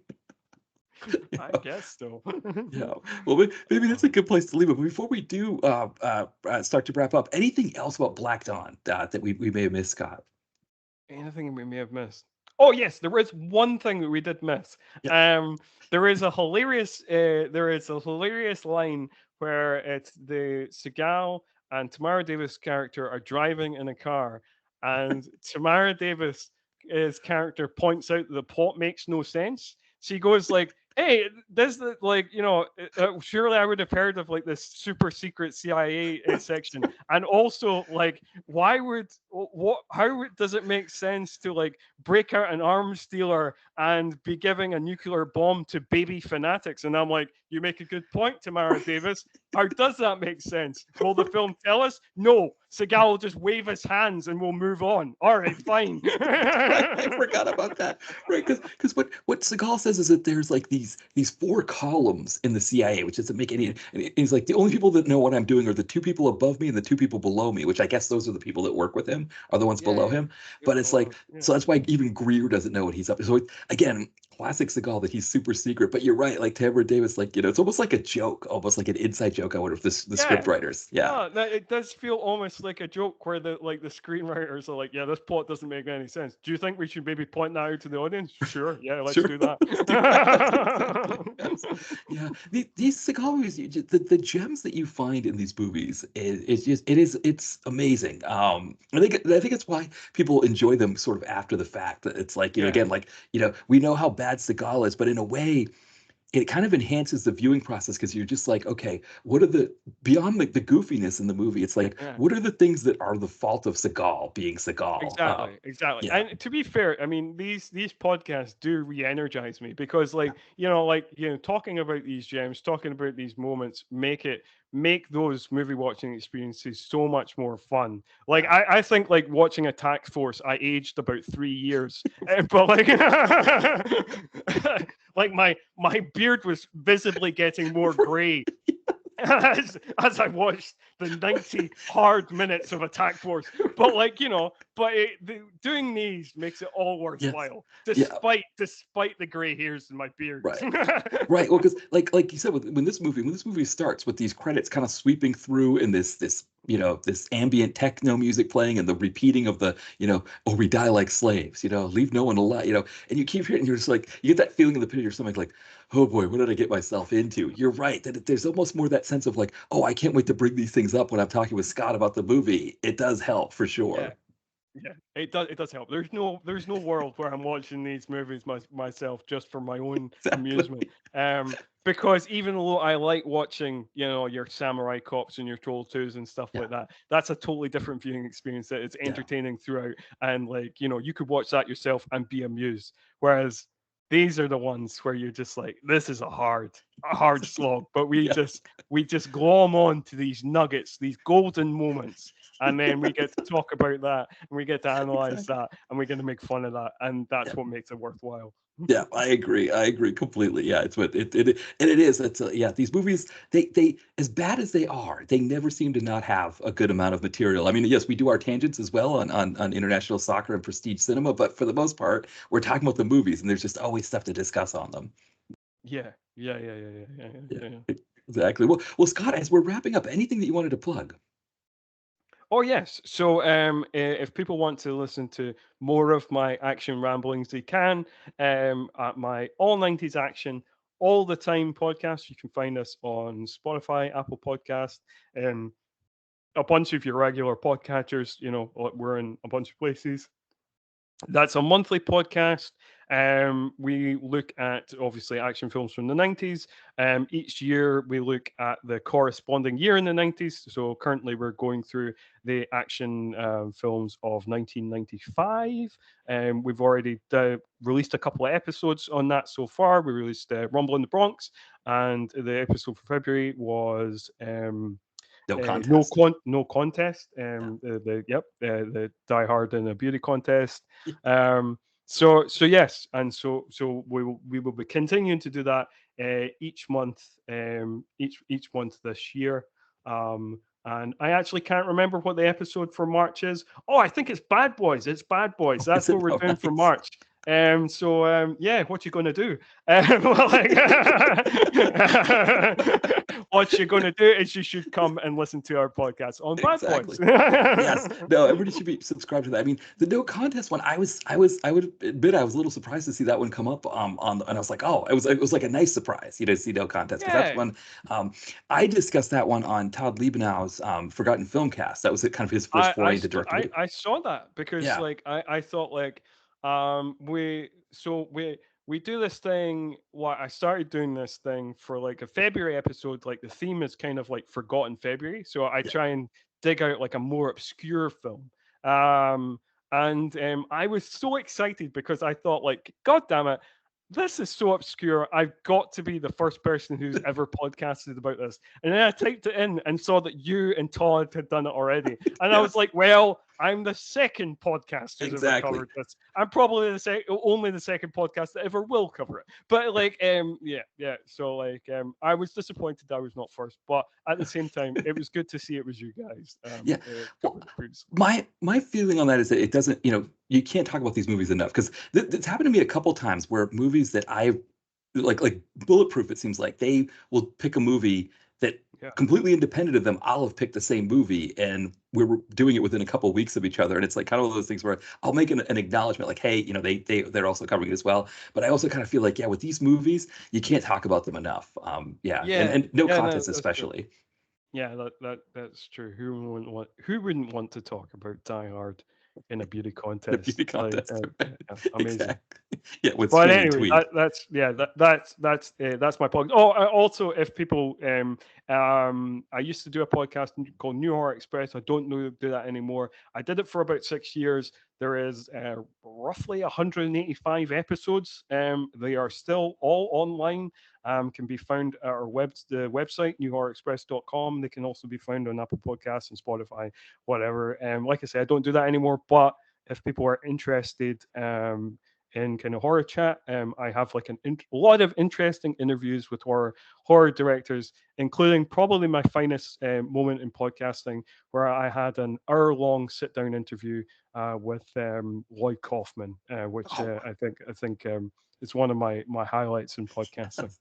that is amazing. Because yeah, when I think of the whole the trauma, just like like this sort of low budget thing. I mean, trauma was such a big part of that. And so yeah, I mean Yeah, they're based not that far from me. So in Philadelphia, they used to be based in Hell's Kitchen, which has become a really expensive area of New York City. But yeah, I've been meaning to get up there. So yeah, I'll have to check that out. I believe, yes, I just want to double check while I'm here talking. The link to both will be in the podcast description. So Excellent. All 90s Excellent. Action All the Time Sure. and New Horror Express. So people can, yeah, Yeah. check them both out Yeah. there.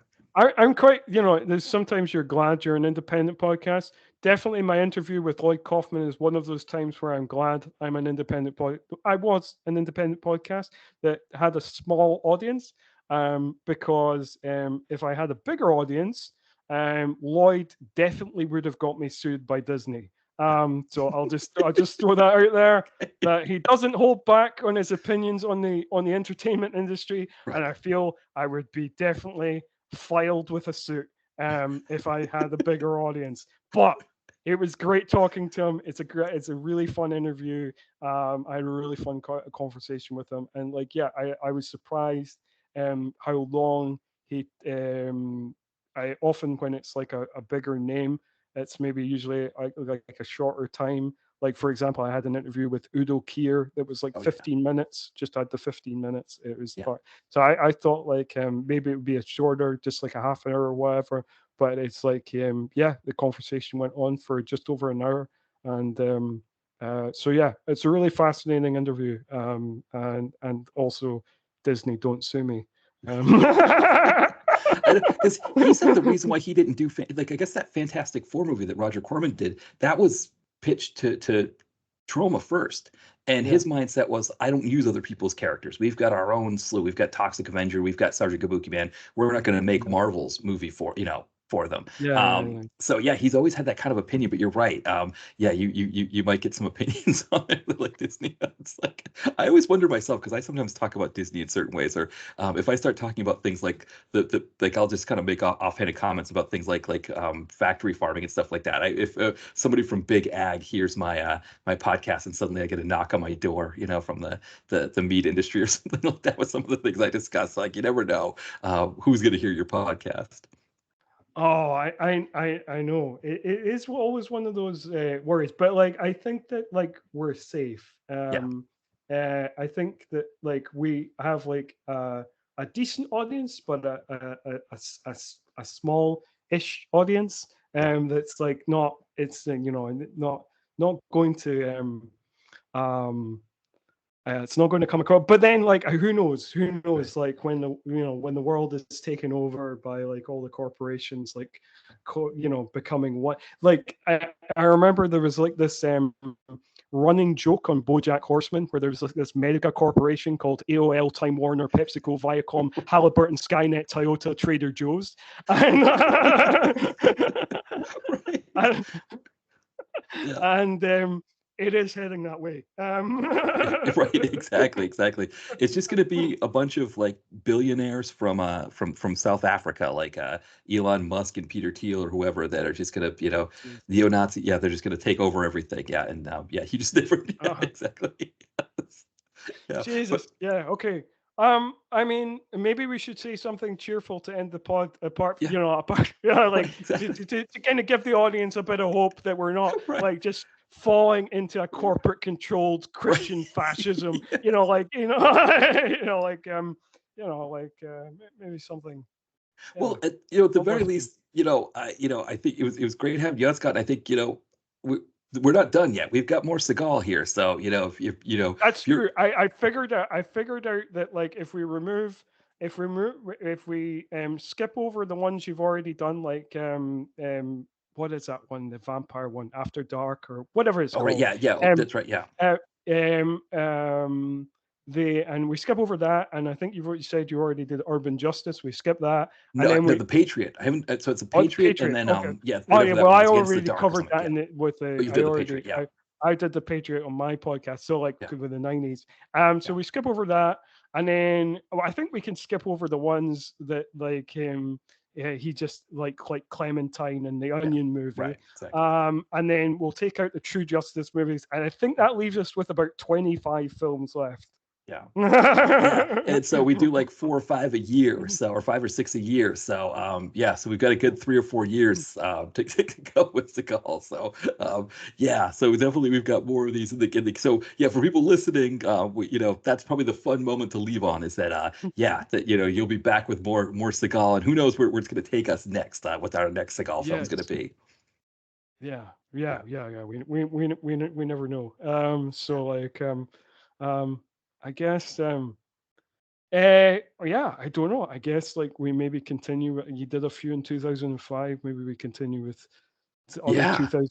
2005 ones. Although I do notice that like Today You Die is like Yes. really hard to find. It's like Right. so like I don't know. We might have to skip over that one as well because it's like I don't know. Like it's only like one of those ones where you can only get like secondhand DVDs that cost a fortune, and like it Right. never appears on streaming. I don't know what the distribution issue with Today You Die is, but like it is it's really hard to find. Yeah, and that's the other Fauntleroy film, which we saw, Mercenary for Justice, which was his movie. Yeah, Um, that's right. so yeah, it's yeah. So that one's a tough one. I mean, yeah, I guess there's other ones like what's we're seeing here, Into the Sun, I guess is one we could try, or Submerged. Yeah, and I know there's ones that people have warned. Obviously, Urban Justice is one you mentioned that we could definitely do for sure as well. I know Belly of the Beast is one that people are nervous about us doing. That people have mentioned, like I don't know if you want to do that one.